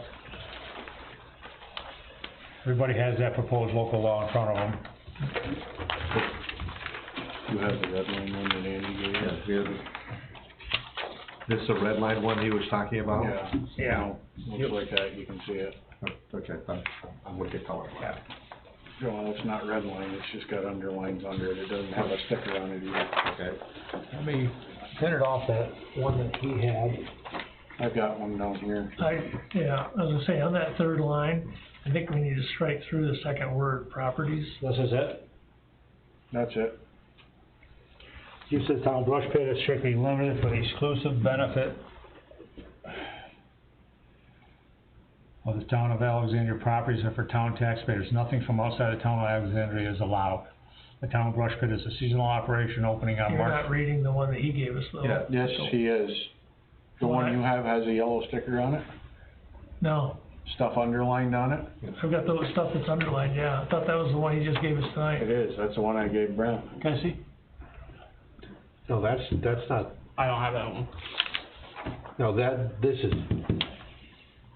this is the one that's got the lines through it, I thought. Well, mine says, Same thing. use of the town brush pit is strictly limited for the exclusive benefit of real property located within the town of Alexandria. That's how that reads. That's the old one. That's one that's got lines through it that he sent. Okay. That's what he's got right here. Yeah, this is the You, old one. I'm talking about you. Yeah. What he just read is what you got. Yeah, Yep. you got the one that he just sent you, that Ronnie was reading. Right. So, I'll start over then. All I'm saying is the one I thought he gave you tonight is different than this one. Yes, Okay. yep. And that's the one in your other hand? It's Yeah. got lines and underlines through it, right? Right, but that's not what you were reading a minute ago. No, you were reading the old one. Okay. Okay. So before you read it, third line, it says Alexandria Properties. Third line, yep. If you read, I think that needs to be stricken, properties. It doesn't read well for that word. Use of the town brush pit is strictly limited for the exclusive benefit of real property located within the town of Alexandria property, within the town of Alexandria, Alexandria, I think properties needs to be stricken. and for town taxpayers. Yes. Nothing from outside of the town of Alexandria is allowed In the pit. in the pit. The town brush pit is a seasonal operation opening on March 15th and closing on November 15th, yearly, no exceptions. There will be $250 commercial seasonal fee for all commercial users. The town brush pit only accepts tree, wood, limbs, branches, brush, and leaves. There will be no dumping on the shoulder of the road. The above regulations will be strictly enforced by the code enforcement officer or his or her designee, and any violations of local law number 3 will be subject to a fine per offense as follows. First violation, $1,000, second violation, $2,000, third and all following violations, $4,000. Violations of this law may be enforced in any court having jurisdiction over such matters at the discretion of the town. Use of the brush pit will be monitored by cameras, and all violators will be prosecuted. Did he give you this? Mm-hmm. Andy did? Yeah. Alright, just located Yeah. is obviously spelled wrong. Yeah, Violation down low. Yeah. I just Spell check. spell check. Before we post that, we should probably. Sandy will take care of that. Yeah. So, we're gonna introduce this to be a local law, so I need a motion and a second to introduce it. I'll make a motion. Motion by Sean, second by Ron, to introduce the brush pit new local law number 3 is right, isn't it, Sandy? Yep. Number 3? Yeah. Is what I just read. Right. So we have a first and a second, and we will do our advertisement, and we set a public hearing date Do that after. Is that for our next meeting, or, at 6 o'clock, okay? yeah, start at, yeah, we're at 6? So the motion will include to set up the public hearing date for 6 o'clock on it. What's that date that everybody has there? Somebody got a calendar?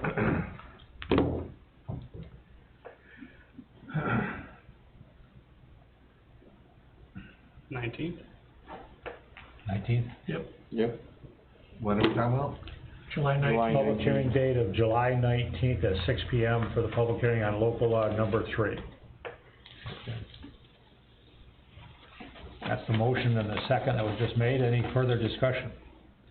Nope. All those in favor? No, we don't vote, We don't vote. after the public hearing. Yeah. Yep. Okay. So we're all set on that. Rob already did number 4 in old business, 1,150 feet of replacement of that section of the water line. Now we'll go to new business. The operating statements and the, balance sheet and the P&Ls are right here. Everybody make sure they take one home with them. Where are they? Right here in front of me. They're right there in that pile, yeah. Okay. Budget transfers, we already did. CD resolution we've done, engagement letter for EFPR. So the engagement letter for EFPR is 36 pages long, okay? I gave a copy of it to Andy. Andy took it with him. He's gonna review it and get back to us. I had the sheet that has the pricing that I believe everybody has. As Ronnie said earlier, the $33,000 plus $3,000 is for 2022. I'd say that we may wait to make this decision until after Andy does his review. Fine to me. Okay, everybody agree with that? Yep. Mm-hmm. Road slow down on children at play signs. We put 2 children at play figurines holding flags next to the 2 welcome to Redwood signs on 37. We're putting 1 more on the welcome to Redwood sign on 192. And we've also put some children at play signs, actual signs up also. This is along the same area. Price on parking lots, we went over that with Rob. I talked to Rob about this shared sidewalk possible project. And what we've had a lot of people asking for a... Can we back up? We didn't talk about the fencing at the Okay. fencing quotes we got today. We just did the parking lot, yep, you're right. So we got fencing quotes for fencing down at the Goose Bay boat launch on either side of the boat launch. The downriver side neighbors the Christiansons, right? And that was an agreement that we reached with them back in 2020 to put a 3-foot high black chain link fence, you know, between the little parking area and them. And then, the other side, the gentleman's name is, David Short. David Short owns the other side, and Brent and I met with him, and he's requested a 6-foot chain link fence on his side from the water up basically to the corner, to the telephone pole. So that's a work at Goose Bay. And then we also got pricing at the Redwood playground, around the playground area. So did you hand those out, Brent, the summary that Donna did? A little summary It's in this paperwork somewhere. Explaining a little bit about the Redwood, if everybody remembers, we were gonna do the Redwood playground fencing last year. I don't have one. All of your stuff is right.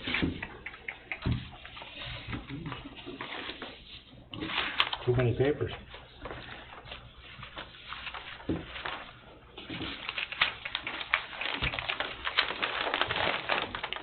That's all Fourth Coast stuff right there. Yeah, but Donna did, I didn't write a letter on,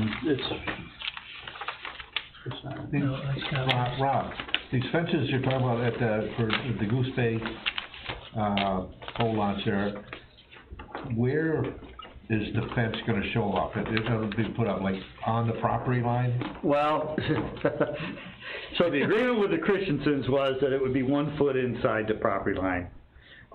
whose property line? From us. The town, between the town and the private property. So it's on town property? It's on town property line by 1 foot.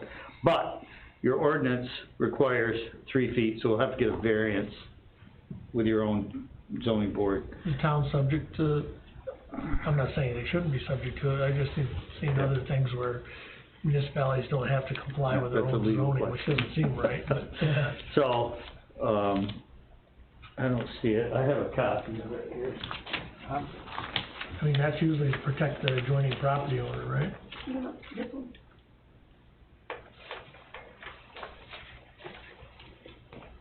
Yes. Yeah.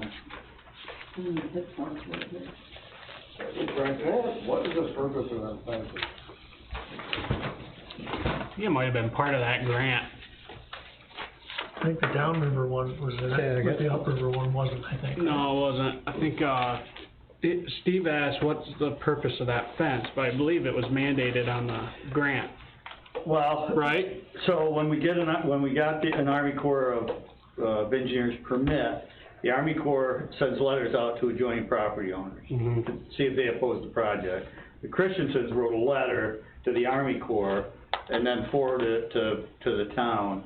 And then the town met with the property owner, and basically they said, we don't want people, they have a real problem with people come and use their lawn for a bathroom, right? They get off the boat and they just want to try to keep people from using their lawn as a bathroom. So a short fence and some shrubbery was the agreement to mitigate that. Same thing, I think. And then the property owner on the other side had the same problem. Same problem. I think Dave Short has the same problem. And he wanted a higher fence because they were throwing everything in his yard. Yeah, he requested a 6 foot. He got to select how high his fence is. Well, we haven't agreed on 6 foot. Yeah, that's what he requested. That's why I was asking. You know, it would look really good if they were the same size. It would. It would be aesthetically displeasing to me, but.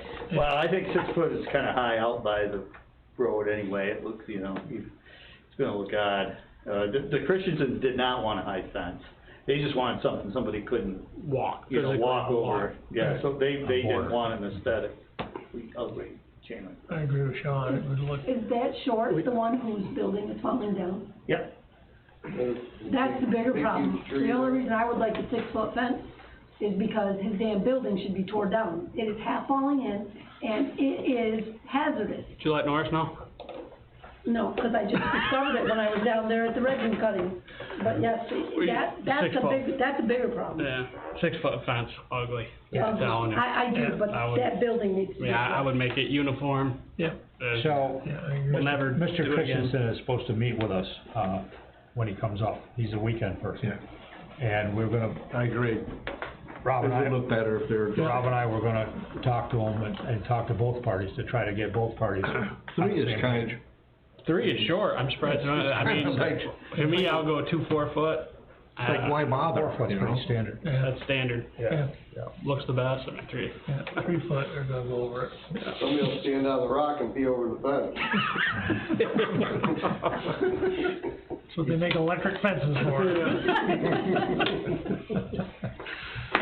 So, I think we need to wait till we meet with the owners down there and tell them that we Sounds want good to 2 me. fences that look the same. I think it's a good idea. Okay.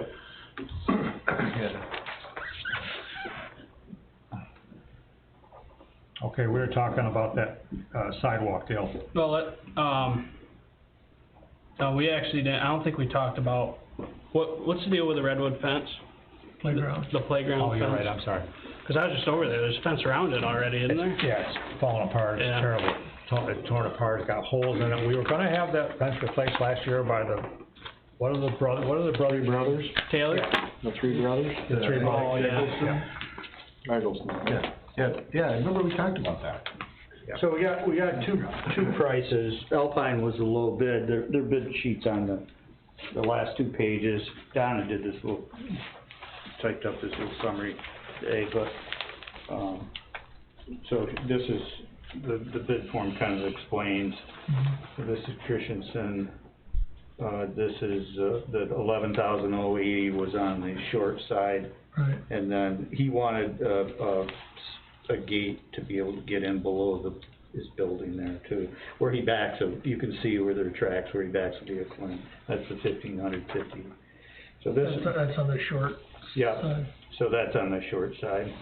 And then the other item, the 3 items for the redwood, So you stepped out, the 2 different heights down there. If we do that, we'll have to rebid this, I'm assuming? The dollar amount, we can get quotes. Okay. It's under 20 grand. yeah, that piece. 3 quotes. So it just looked better for Yeah, I agree. I think that you and I need to talk to both property owners and tell them that we wanna have a uniform fence as far as height is concerned. That's fine. I have no problem doing that. Okay. Okay? Yeah, we can get revised quotes from the two bidders. I'd go back to both again and get revised numbers, Yeah. and then you could make a decision at your next meeting. And then the issue on the Redwood Playground fence was we had committed and budgeted to have that done last year, and it never happened. The contractor never performed, I guess is what I'm gonna say. So, this is a new deal, and that fence is in bad shape, and I get calls from our guys who mow over there that tell me the metal's sticking out and it's dangerous, and we need to take care of it. Okay. And that would kinda finish off a very nice playground that we have over there. Yeah, it looks good. Yeah, Like I said, I was over there the other night, it looks good. Yeah. Besides that. So, if anybody would, if we wanna do this Redwood Playground fence, we're gonna need a motion. I'll make a motion that we put a fence around that playground. I'll second it. Second by, Who you going with? So that's Alpine. With Alpine. Alpine fence is good. There shouldn't be a problem, should there, with the fact that we're accepting half of it, not the other half? I don't think so, and Alpine's low on the Redwood Right, anyway. right. They're actually a little They're higher high on on the Goose Bay, the right? Goose Bay, so if you wanna change the heights, I'd go back to both of them for the Goose Bay Right. work. And, okay? But you're gonna talk to the property owners Yes. first. I think I know, Alpine did know that there's bedrock there, you know, the posts on the Christensen side gonna have to be Drilled. cored. They're gonna have to be cored, so. You probably have to It do might that be on on the the other short side. side too. And probably on the short side, right next to Other the side ramp. too, Yeah. I think you might have a little more dirt. different. It's not that far. Okay, so I've got a motion and a second to accept the Alpine Redwood Playground fence quote. For $11,515, right? Any discussion? Don't need discussion on that. I know we budgeted it. How does that match, do you know how much that matches up with this number? No, I don't.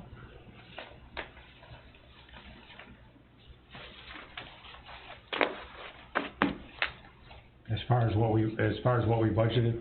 Right. No, I don't. That would be my only question. I mean, we should do it, I just wanted. Right. Hey, worst case, we'll have to do budget We'll have to do a budget transfer amendment next too. meeting. Yep. The other thing we can always remember here as we do things like this is we do have $100,000 in our contingency account. That's what I'm saying, we can do Yeah, budget so we could do an transfer at amendment, the yeah. next meeting if we had to. Okay, any further discussion? No? All those in favor signify by saying aye. Aye. Aye. All those opposed, none. So what fence height do you want at Goose Bay, if you want equal? 4 foot We're would gonna look, talk to the 4 foot on both property, sides. hopefully get the two of them to agree on something. You wanna set that up, Brent, with Yeah, sure. David? Oh,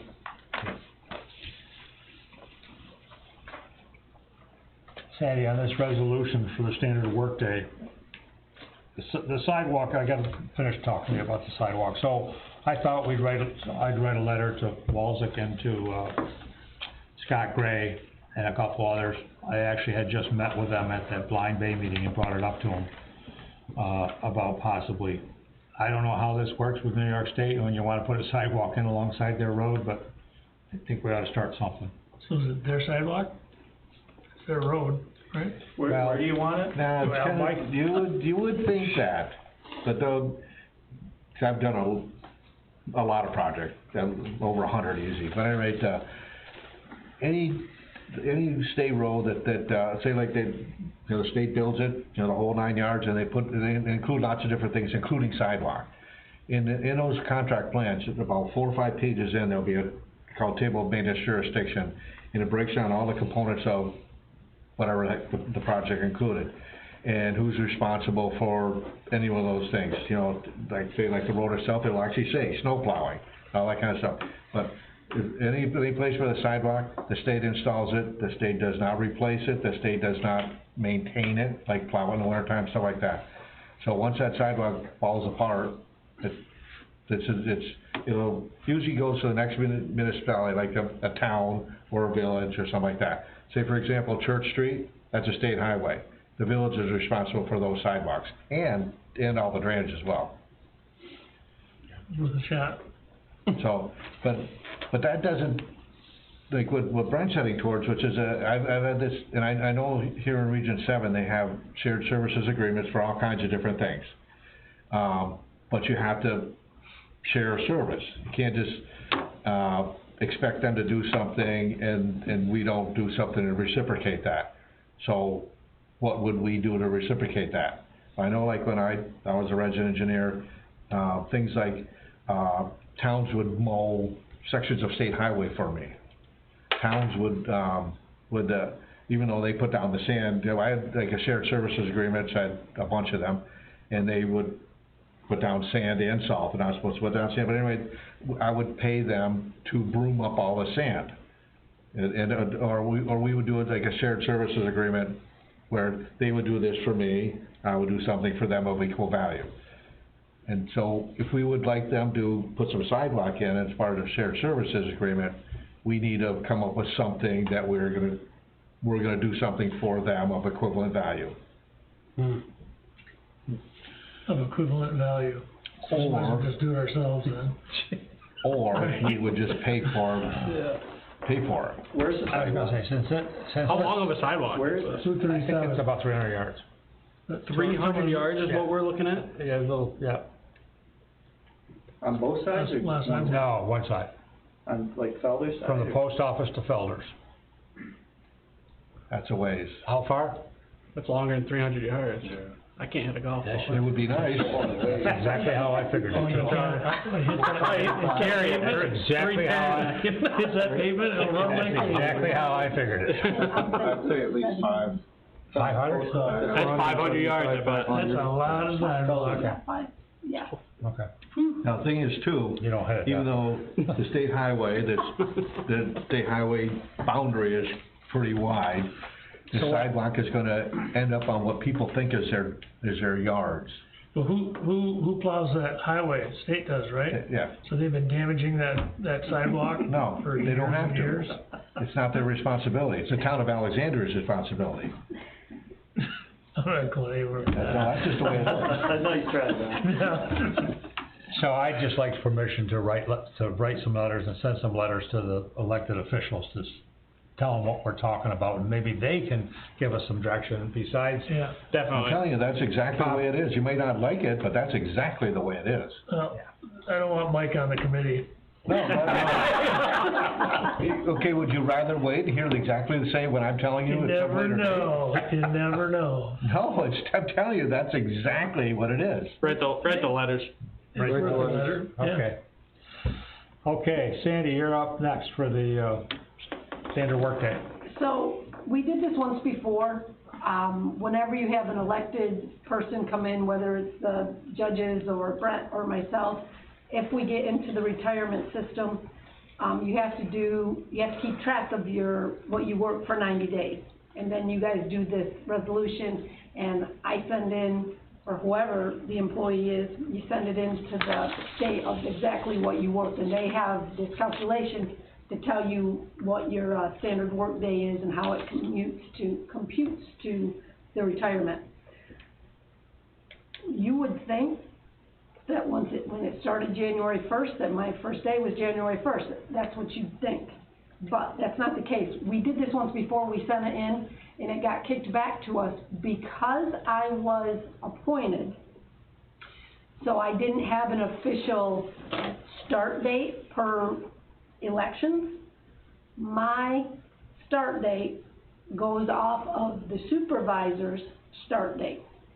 Even though I won't get credit for anything because I wasn't working then, that's what the state said they wanted. So Nicole redid it the way they said they wanted it. She sent this to them and said, is this what you're really saying? And they said, yep, that's the way we want it. So we're redoing this. And this is basically just, a standard work day and reporting resolution for elected and appointed officials. Be it resolved that the town of Alexandria, location code 30455, hereby establish the following standard work days for these titles and will report the officials to the New York State and local retirement based on their record of activities. Appointed official is Sandra Caputo. Town clerk term is going from 1/1/2022 to 12/31/2023. Standard work day 7. Record of activities results was 25.48, pay frequency bi-weekly. That's it. And you just, do hereby certify that I have compared the foregoing with the resolution passed by the board at a legally convened meeting on today's date. As part of the file of the meeting and true and set forth. Do you guys agree? So I need a motion. Motion. Motion by Ron, second by Sean to accept the resolution for the standard workday for Sandy Caputo. Any discussion? All those in favor signify by saying aye. Aye. All those opposed, none. Everybody have the resolution in relation to Blind Bay and stables.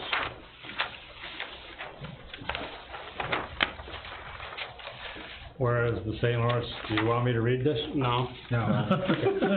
Good. I'll second that. You can give a brief, Yeah. right? I don't have the full thing. But, assuming this is just our support for, Them not sorry. going in Blind Bay and them going in Bonnie, where Bonnie Correct. Castle Stables was. Cut to the chase. Mm-hmm.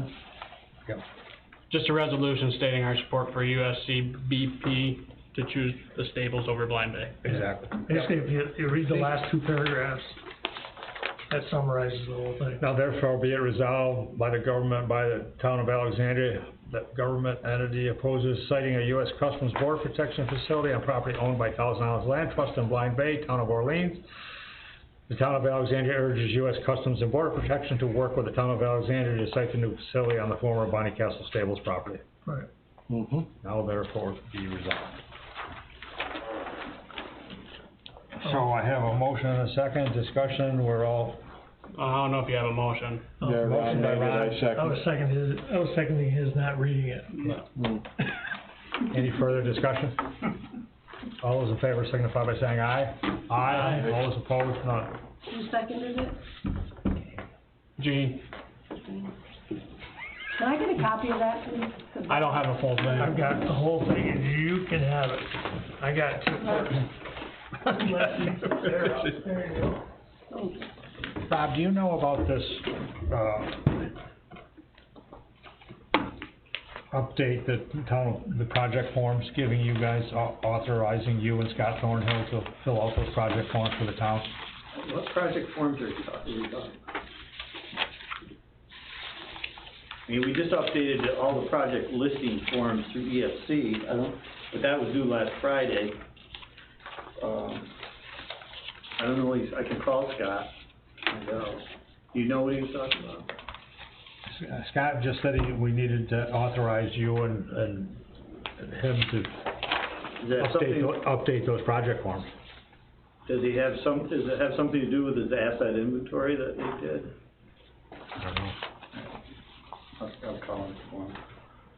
I mean, I don't think there's any problem with authorizing Scott or Rob to update our project form. Does anybody have a problem with that in general? Scott. No. Scott Thornhill is the bank representative that works for us. No, I don't.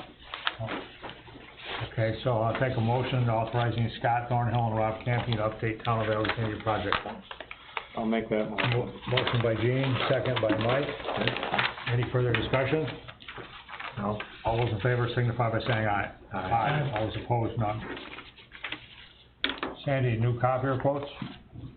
What's this town of Huntington voter? Oh, you got an old Skipped whistle. over that one. You've got an old, we're not doing that. Oh, okay, it's okay. Just you got one. Where do you see town of Huntington? I don't think it's supposed to be in On a the different packet, so you agenda. might not have it. Oh, okay. Okay, so quote, the copier out back that Norris uses, it's a color copier where the one out front is not, and zoning definitely likes to have color copies. It also services the court, and Nicole used to send stuff, quite a bit of stuff out there. It has been acting up horrible lately. Probably within the last couple of months, the service people have been here 3 or 4 times at least. It's just not working well, and they basically, I believe that one is through Northern, Copy, and they just said it's on its last legs and we need to start thinking about doing something else. So I contacted they gave us a quote on a new Sharp copier.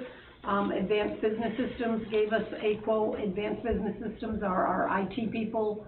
They also, just did Nicole's new printer. And then, Xerox Proposal gave us one. When he came in and talked to me, he did say, he said, if your board gets sticker shock over this price, of the $6,980, he said there are cheap, less expensive models. He could do something, and I do have lots of papers from all three, so if anybody wants to look at them, I'll make copies. I just didn't want to waste all the paper, making copies, so I just did a synopsis. Most all of them do so many per page, advanced, like what they did with Nicole's, the first 16,000 copies you don't get charged for. This big one, 26,400, you don't get charged for the first bit for black and white. After that, it's about a little more than 50 cents per page. For color, you get the first 16,800. After that, it's 5 cents per page. Northern copy, every black and white is 2 cents. Every color is 7 cents. I don't know about Northern service agreement. That was not in the paperwork, but I do know that we pay, I believe, a monthly, if not annual, service contract to them currently for this one. The service contract for all three of them were pretty standard. If you have a drum that goes bad, if it breaks, they're here, they replace it. That's what your service contract covers. It also covers your ink, but depending on the contract, you may get per copies, or you might get the first 20,000 copies, whatever. Xerox, for their service agreement, was the cheapest of all of them, even though their copier was a little bit more. Their annual service agreement was only $192, but they didn't have any free pages up front. He said basically the way it works out is what you're paying per page is the cost of the ink and the cartridge, toners and that stuff, and the $192 is to replace it and come and fix it if anything goes bad. But those are your three. I don't think you need to make a decision right now. If you guys want to look at this other paperwork, talk to any of these guys, they're all more than willing to talk to you. If you want to try to get a little bit lower machine, the one he proposes is definitely the Cadillac. It's a very nice machine. Just depends on what you want to look at. Do you know typically how many black and white, how many color copies that does in a year? That I don't know. We could probably find out. There's a counter on it, probably. Yeah, I'm sure there is. I'm sure they tell us every quarter. Yeah. Yeah. Cause that's gonna be the big difference. Right. Yeah. Long term, short term, I mean, this is gonna be a 5-year copier, I'm assuming, at least. Yeah, you would hope. You would hope. Yeah. So, the service contract plays into it too, but we definitely need to know that number, I think. Well, there's a big swing from Advanced Business Systems down to Xerox on the service contract. Yes. Humongous. Yeah. Right. Yeah. But the thing You is, get the copies up front from Exactly. ABS. Right. It's tough without knowing that counter. But that, yeah. Okay, I'll see if I can find that out. Yeah, I'm also wondering, the copies for ABS, are those per year? Yeah, it's set annually. Looks like it. Okay. So it resets. It resets it, Yeah. okay. Yeah. Do you have a preference? I think I think it was Ronnie just said, how many copies I think that is a very, very, very valid Yes, it is. part of the equation, and I don't know that answer, so I would like to do some research and We find can that dial out. numbers in pretty quick Yeah. with that. Yeah, And they should be able to give you that for like, say, the last 3 years. right, and also Northern, I don't know the amount of their service agreement. That one you were talking about earlier, that bill for Nicole, was that an annual service agreement, or was that a monthly? $250 a year. A year, and hers is just a little bitty one, so. But like the chamber, the service agreement is covered by the cost per copy. So the cost per copy includes the toner, them coming to service. Like you said, they've been here 3 times on this one, and they didn't charge us anything, right? No, cause it's covered under the service, but he's told us. Right, but I mean, they get it one of 2 ways. They either give you a service agreement and they give you some free copies, or they don't do that and they charge you more for the copies. I mean, one way or another, they gotta get their money to pay for everything. So it's like pay now, pay later. So the one we're gonna pay $858 up front, plus those costs over and above, but, cause you just look at the 26,400 black and whites at that's a cheap per copy. Charge. Yeah, charge, cause that'd be like $171. The color, and I know you've heard me say this before, a little tiny dot of color makes the whole thing a color copy.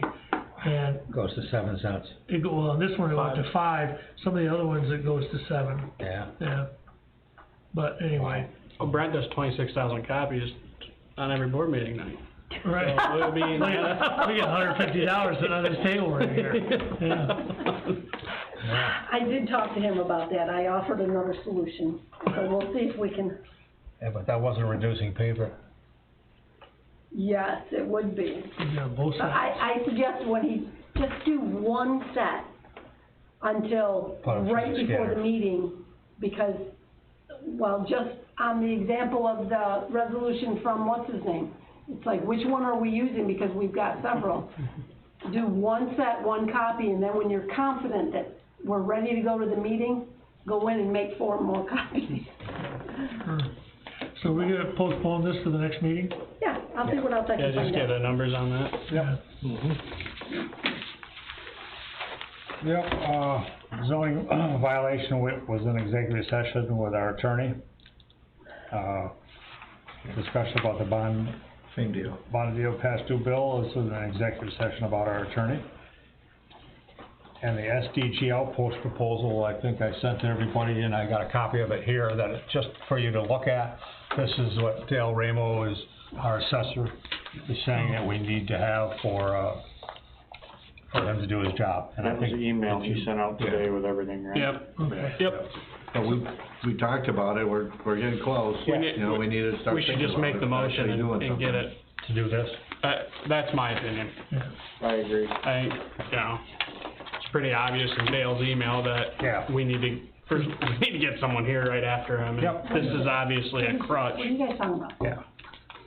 Dale sent us an email today, He's got some with a preferred, this SDG outpost anyways. It looks like he got the suggestion from the county. Yep.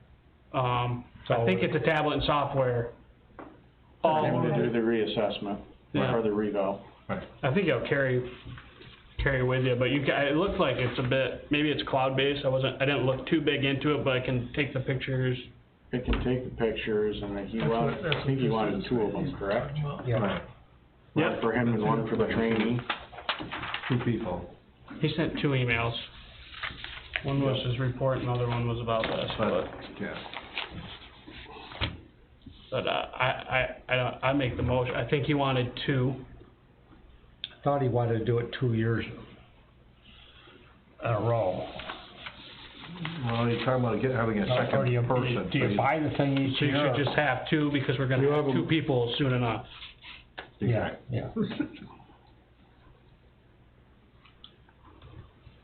So Sean's got a motion on the floor to go ahead and buy it. I need a second. We buy them 1 or 2. I think we should approve 1 now, Yep. since there's only 1 person here, and then when we get the next person, we could just do it all over again. I guess my question on that is are they giving us a discount on the second one? Yeah, that's good. Yeah, that's a good point. Real good point. That's what I'm reading right now. This ask Dale, I'm sure he can tell you. So do you wanna ask him, do you wanna put it off to the next meeting? You could probably use it as soon as, I mean, it's probably a piece of equipment he'd like to be able to use right away, right? So optional second Levino tablet is $400. How much is the first one? Well, there's the system has an $1,100 How much is for one? cost. Same price. The tablet's the same Okay, price. Same price for the tablet, so we can probably get that one later Yeah, at the okay. same price. Brent, I think Gene just answered our question. Yes. Yep. I was just calling Dale. You might have to have SIM cards for both of them if they upload. Looks like he's Okay. got there's a license and support, that's $800 a year. Right, Yep. says annual fee $800. I wonder if if you wait 2 months, is there a possibility of the second tablet having a different system than the first tablet? I don't think they care about, the tablets are cheap now. I know, well, $400 is nothing, Yeah, yeah. but if you wanna, if you need, live internet, you need a SIM card to put in each tablet, you need a Verizon Right, contract to be able to, unless he tethers it from his phone. It's an Outpost Anywhere Sentry server. So that's really the Whatever that recurring means. cost if you have internet, or if he uses his Wi-Fi on his phone. yeah, hotspot with your phone. So does that look like one or? I still think we should just go with Just one, cause one. it looks like the tablets are gonna be, Okay, I mean, this is a standard tablet, Lenovo P11 tablet, I mean, you can probably go buy one on Amazon. wherever after. Amazon. Yeah, exactly. Okay, so I got a motion to purchase, one, One tablet as well as the software. the software, package. Software, the whole assessment system. yep. The total cost of 1 year is $1,750. Yep. Motion by Sean, I'll second. second by Gene. Any further discussion? Is that, All those in, hold on, is that right? Because I thought you said 1,100 for the system, 400 for the tablet, and 800 for the annual support. To me, that comes up to 2,300. I thought you just said 15, so what is it, what is the actual cost going to be? Upfront cost, I think was 11 something, hold on, I closed it out. So it says, total cost of year one, $1,750. That's what I was just looking at in his email. And Total that's- cost of year one, $1,750. that includes one tablet? Yep. Yeah, so after, it's tablet listed software, separately, the additional 800 is, post the initial 12-month period. So your year one, You don't get the $800 charge, so. right, It's included. every year after that, you'll start paying 800. At the very top line, Sandy's right, says SDG Outpost Anywhere mobile app or assessment system, $1,100. okay, The house is 1750. No, that's right. Yeah, Or it's $250 and then $400, that's $1,750 total $1,750. Oh, okay, for the first year, Yep, and the 250s for what? the Sentry server, the Century server. that includes the configuration and testing. And then the tablet's 400, 1750 total. Okay. any further discussion? All those in favor signify by saying aye. Aye. All those opposed? None. Question in regard to the assessment, when is the reval gonna start? Is everybody seeing our equalization rate? It's 0.70. Yep, It's not good. No, which it surprises me, because it seems like he's been trying to get ahead of it, it seems like a lot of assessments have gone up, I know I'm taking a lot of phone calls, but In the that, town. to me, that signifies that he's trying to get ahead of it, but then the state comes in. right, well, they're looking at the property sales Yeah. versus the assessments, but Yeah. how can, cause I had a couple So phone calls. so he's done about 500, I think, right, Sandy? He's done about 500 places that he's done, I'm gonna call it a reval, a reassessment. Okay, And, and has put them into the new role. and put them into the new, yes. So how many total parcels would you say there is altogether? I think that what he told us was between 400 or 500, right? No, No. like 3,000? 4,100, No, they're 4,100. Yeah. Okay, Just so, over 4,040. let me ask you this, so you got 4,100 I know where parcels? you're going, Okay, fairness. well, let me go, 4,100 parcels in the town of Alexandria, 500 of them I got brand new assessments. 3,600 of them are at .70, the other 500 with brand new assessments are also at .70. And the reason we're at .70 is because the town needs to have a reassessment, everybody's in agreement with that. So now we've got 500 lucky people that have got a new assessment now. The other 3,600 have their old assessment, but we're all subject to that same equalization rate. That doesn't seem right. There's no seam about it. Not only does that not seem right, this was my question, I've had people ask me about the fairness deal, about a group here at one level and a group here at a different level. What about the fact that there's 3 other taxing jurisdictions that will use those 500 new numbers? Well, that's, the equalization rate really comes into play mostly with the county taxes. And a little bit with the school. Because the school, you know, there's a little bit of Hammond, there's a little bit of Theresa, a little bit of Lafargeville in the Alexandria school district. So the equalization rate's played out there, but most of it's town of Alexandria, so it's not a lot. On the county level, it's huge. Because every single parcel is, you know, you got a $70,000 assessment.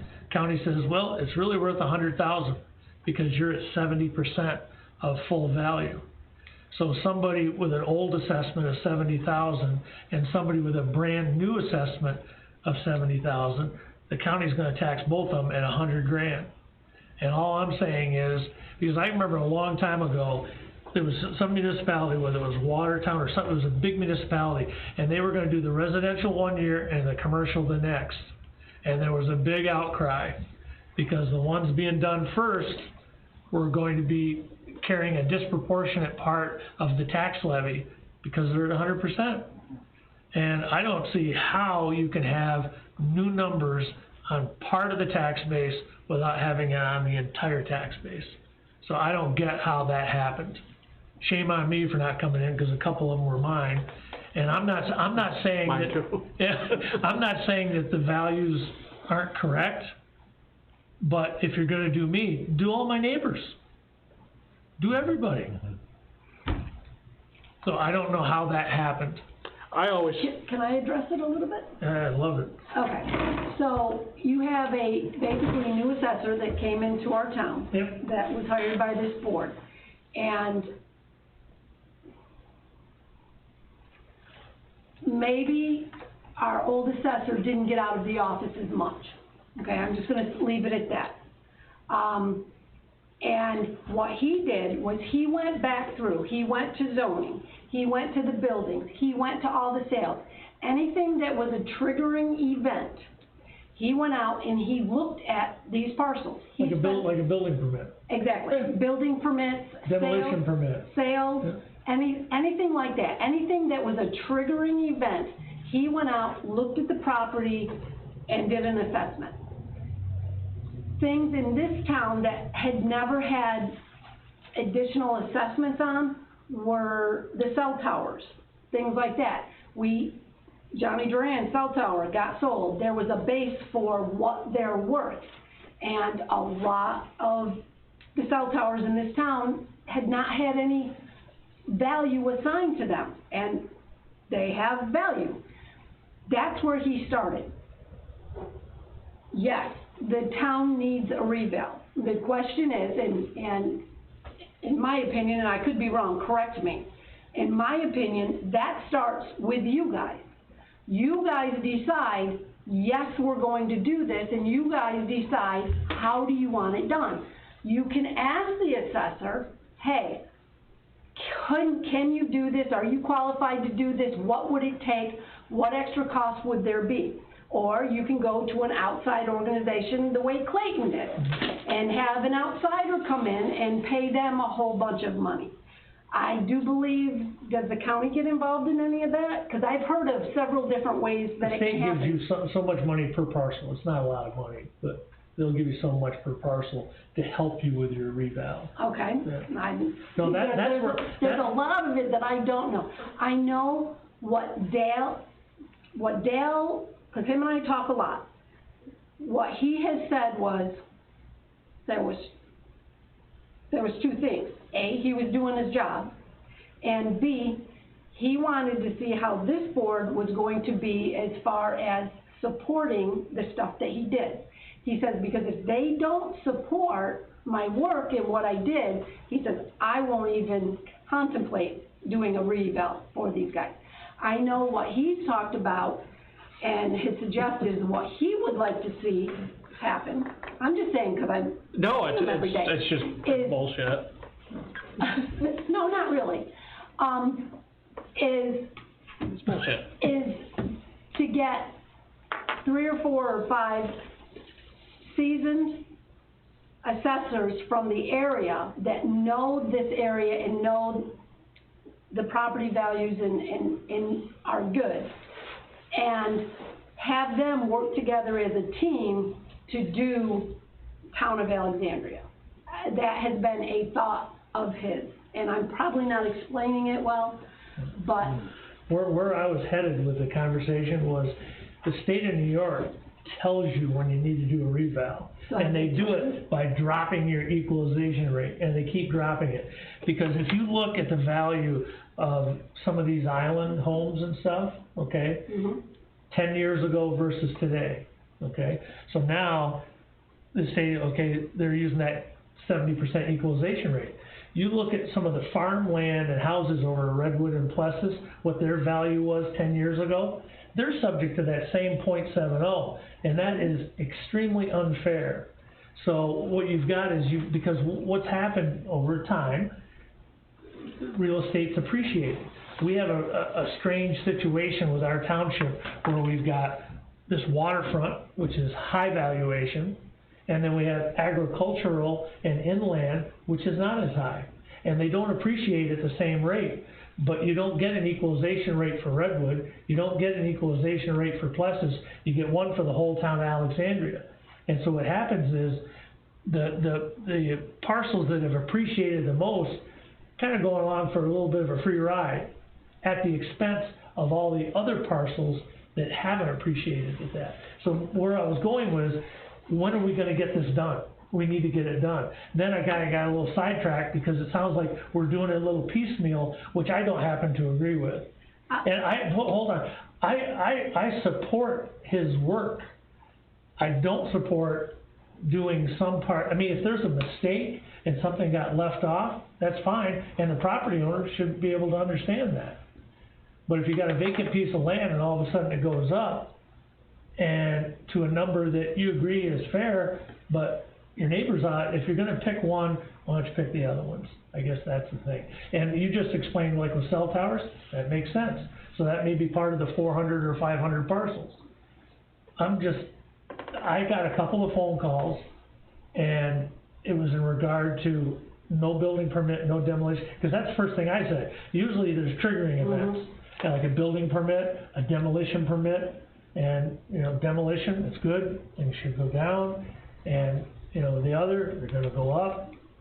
But it sounded, from the people that called me, it sounded like there was no triggering event. But shame on them, because there is a process. Like you said, the month of May is grievance month. It's a busy time for them. They sit down, you have your opportunity, and if you don't avail yourself of that opportunity, shame on you. And that's where I fall.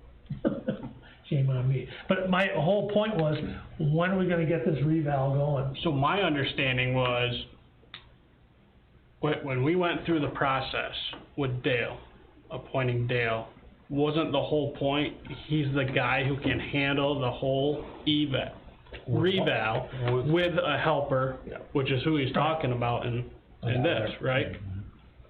Yeah, that's what his email said. That's what Exactly. that's what I thought. But if But why would you, I know what you're saying. we need to start it like yesterday, is what I'm saying. And I guess I'm asking, what is our plan to get the reval? Clayton just finished theirs up. Well, let's have them come in and have a conversation. Right, I thought we were getting started, like you say, we're gonna hire a second person. No, there was never any kind of timeline. Yeah, There was a discussion. Not like you're talking about now. It was definitely not now. But he was only gonna stay on for like about a year, and he was gonna be involved with the reval. That was my understanding of the whole appointment process. There was Right. a lot of conversation during that time period. And that was the solidifying piece, if you Right. will, for a So- lot of people. He can handle it. Right, so maybe Brent can talk to him about how we can get this started. We need to get started. Because next year, what's our equalization rate gonna go to next year? 60? Well, 70's that is the trigger, right?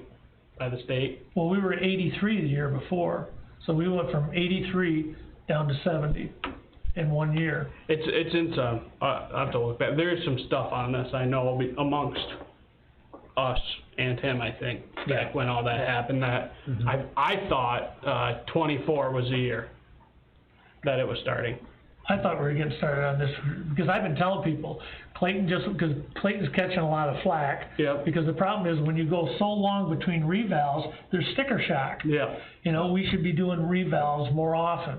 Yep. It happened last time. And so Clayton, I said, well, get ready, because the town of Alexandria, we're gonna go through a reval. Yeah. And if your assessment goes up double, and the average assessment goes up double, you've got nothing to worry about. Your as far as local tax rate's gonna stay the same. Right, yeah. But anyway, I didn't mean to take that long.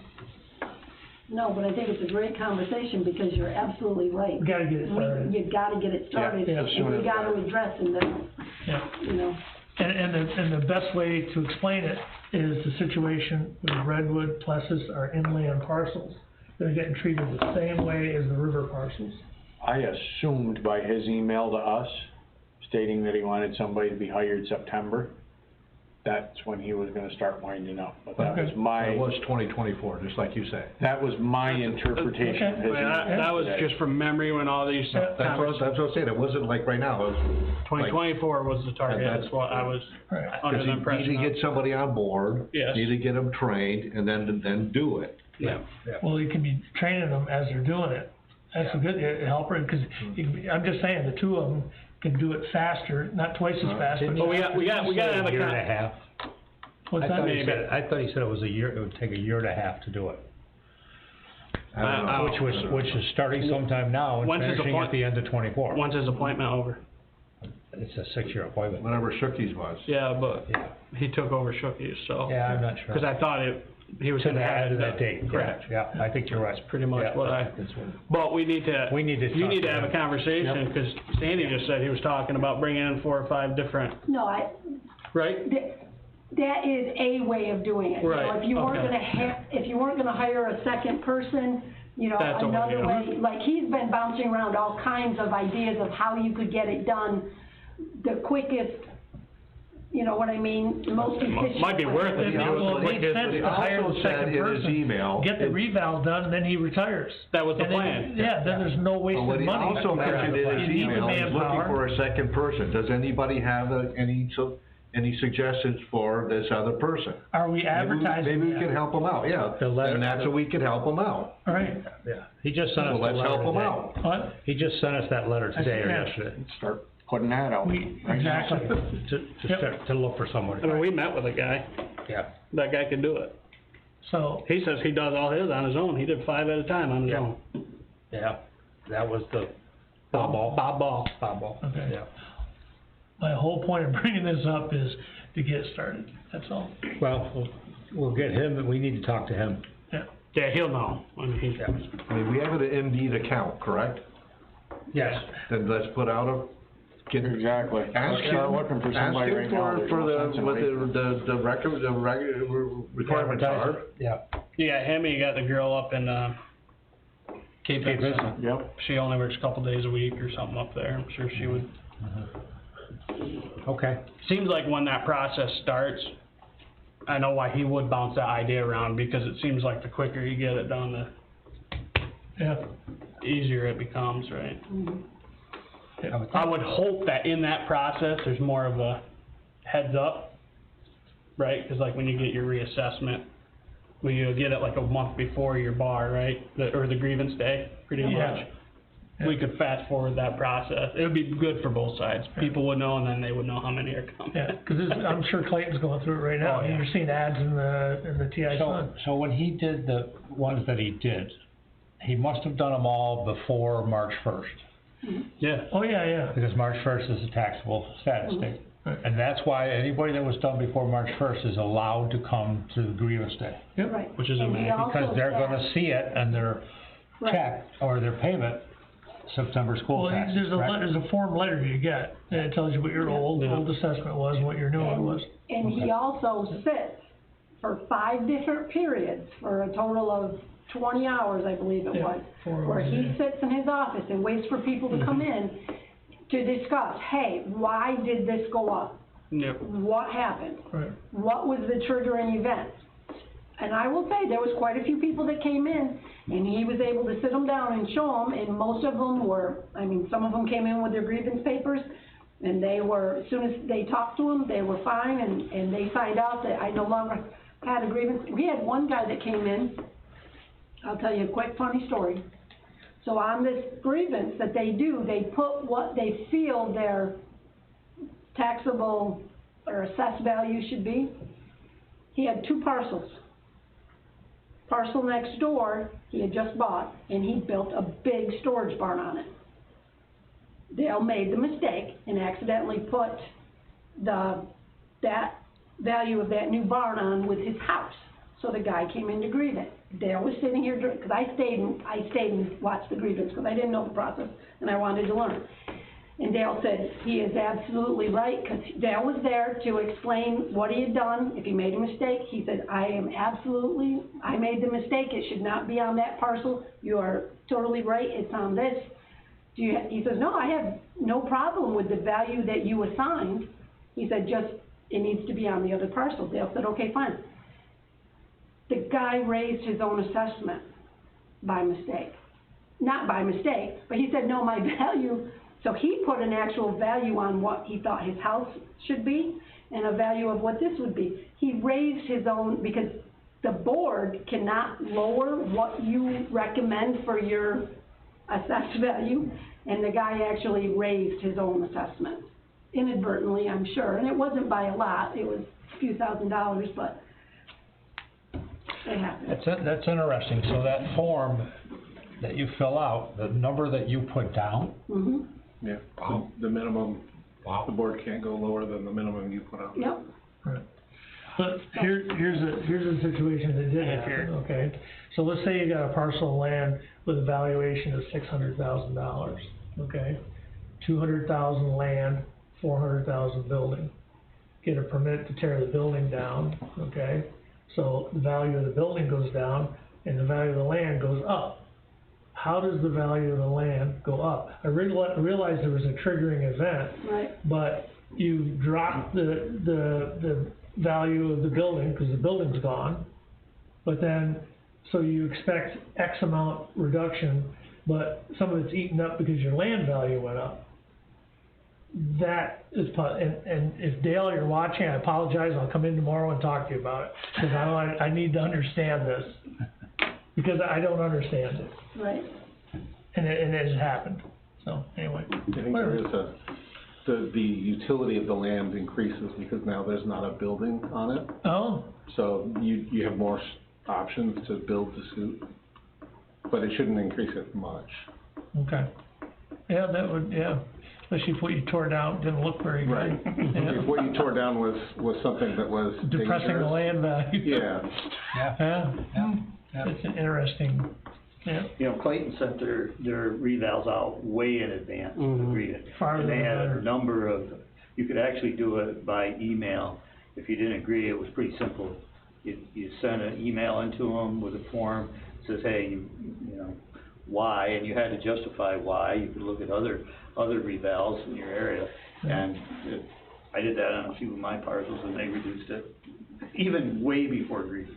So, when And it was did just they put those out, like in November or something like that? It was early. I can't It was really remember. early, cause I have one up there too, and I Yeah. got it. And you could call the I company. got it in up. January, I I was gonna think. say, a friend of mine called the company up. And you can was call them up. Done it over in a and phone call.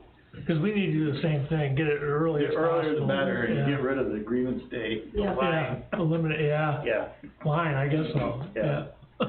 but the average was, you know, like, the company rifled off some statistics as to how many, on a reval, what their average was, you know, on all these revals they did. And I think Clayton was actually quite low on the number of, you know, complaints. if you will. Actual grievances, yeah. Yeah, I mean, it started out early, like it was like 6% of all the ones had been, you know, contested, I'll say, and then it might have gotten up a few more percentage points, but Lance Peterson would be able to tell you how that whole process went. Yeah. Okay, Are we good? Need a motion to adjourn? Sure. Second. Motion by Ron, second by me. Any discussion? All those in favor signify by saying aye. Aye. Those opposed, none. So everybody stayed is to get you to sign these right now. Because I know how this goes. How many different signatures? Here, let me just make sure you give this to me. So we don't have any new meetings, just July meeting, right? Yeah, no special meeting? No special meeting, just adjourn to the next regular meeting? Yep. Right. That's what we did. So if we don't answer, we don't answer any of the phone calls, we can't have a meeting. That's right. Early or anything.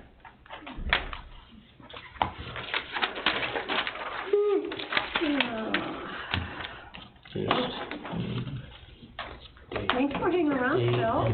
I expected you to get up and leave. No, I think I'm here. I'm here, you might as well, yeah, that's awesome. Cause when I went, I was gonna get to do the Boy Scout thing. Yeah. I did the Cub Scouts, Weeblos, Boy Scouts, and I did the Explorers. Do they still do Weeblos? Okay. Weeblos are, Oh, they're right, a don't part of forget about Cub Scouts. okay. You're still technically a Cub Scout, but it's just, kinda like in the middle. yeah, it's like a transition into the Boy Scouts. Yep, it was a grand time. Like I said, I did Explorers, I did the Stephen Beyond. That's it, just the two. That's it? Yep. I'm gonna give a copy, put them back in I there. don't know, I think it's a very worthwhile program, and, you know, it's done tremendous things. I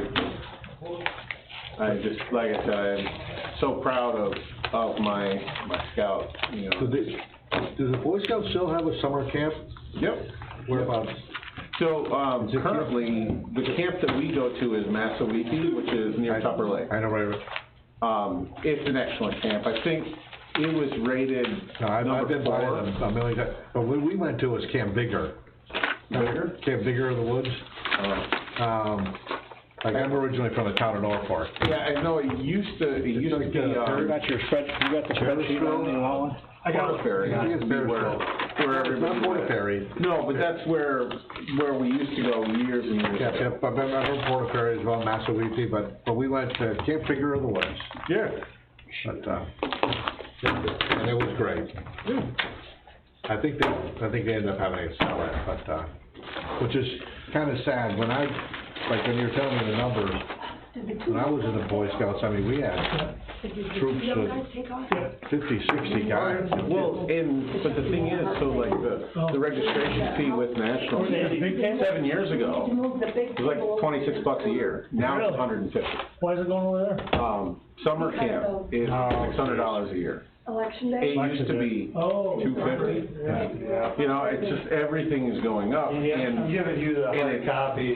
it's a logarithmic thing, because as it goes up, people drop out, which makes the cost go up even more, because they're sharing it over fewer people. Yeah, well, I know like Okay, perfect. what if we had monthly meetings, but it was like a quarter, you know, like. Oh, yeah, the dues, yep. I just, so you said you'll look into that and you'll, give me a call. But one thing that I wanted to mention.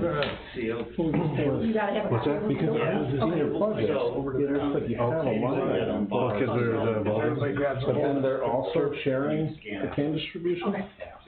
And I don't know their operation. I don't know their operation, but Nicole will plug in. I mean, we have like. She said it to the 4 hours in the library and they need to provide snacks versus we got $1,000 for the kids. Come on, Rob. What are we doing? They might have more kids, over there. but they need like $20. Way over to the corner? Let's get a couple more hands. Wait, we got a couple. We need a fourth person. Come on, guys. No, not you. Let's get, we got 2 more guys right here. Here, just one on each side. We'll go into the back corner. Good. You don't need me with this guy.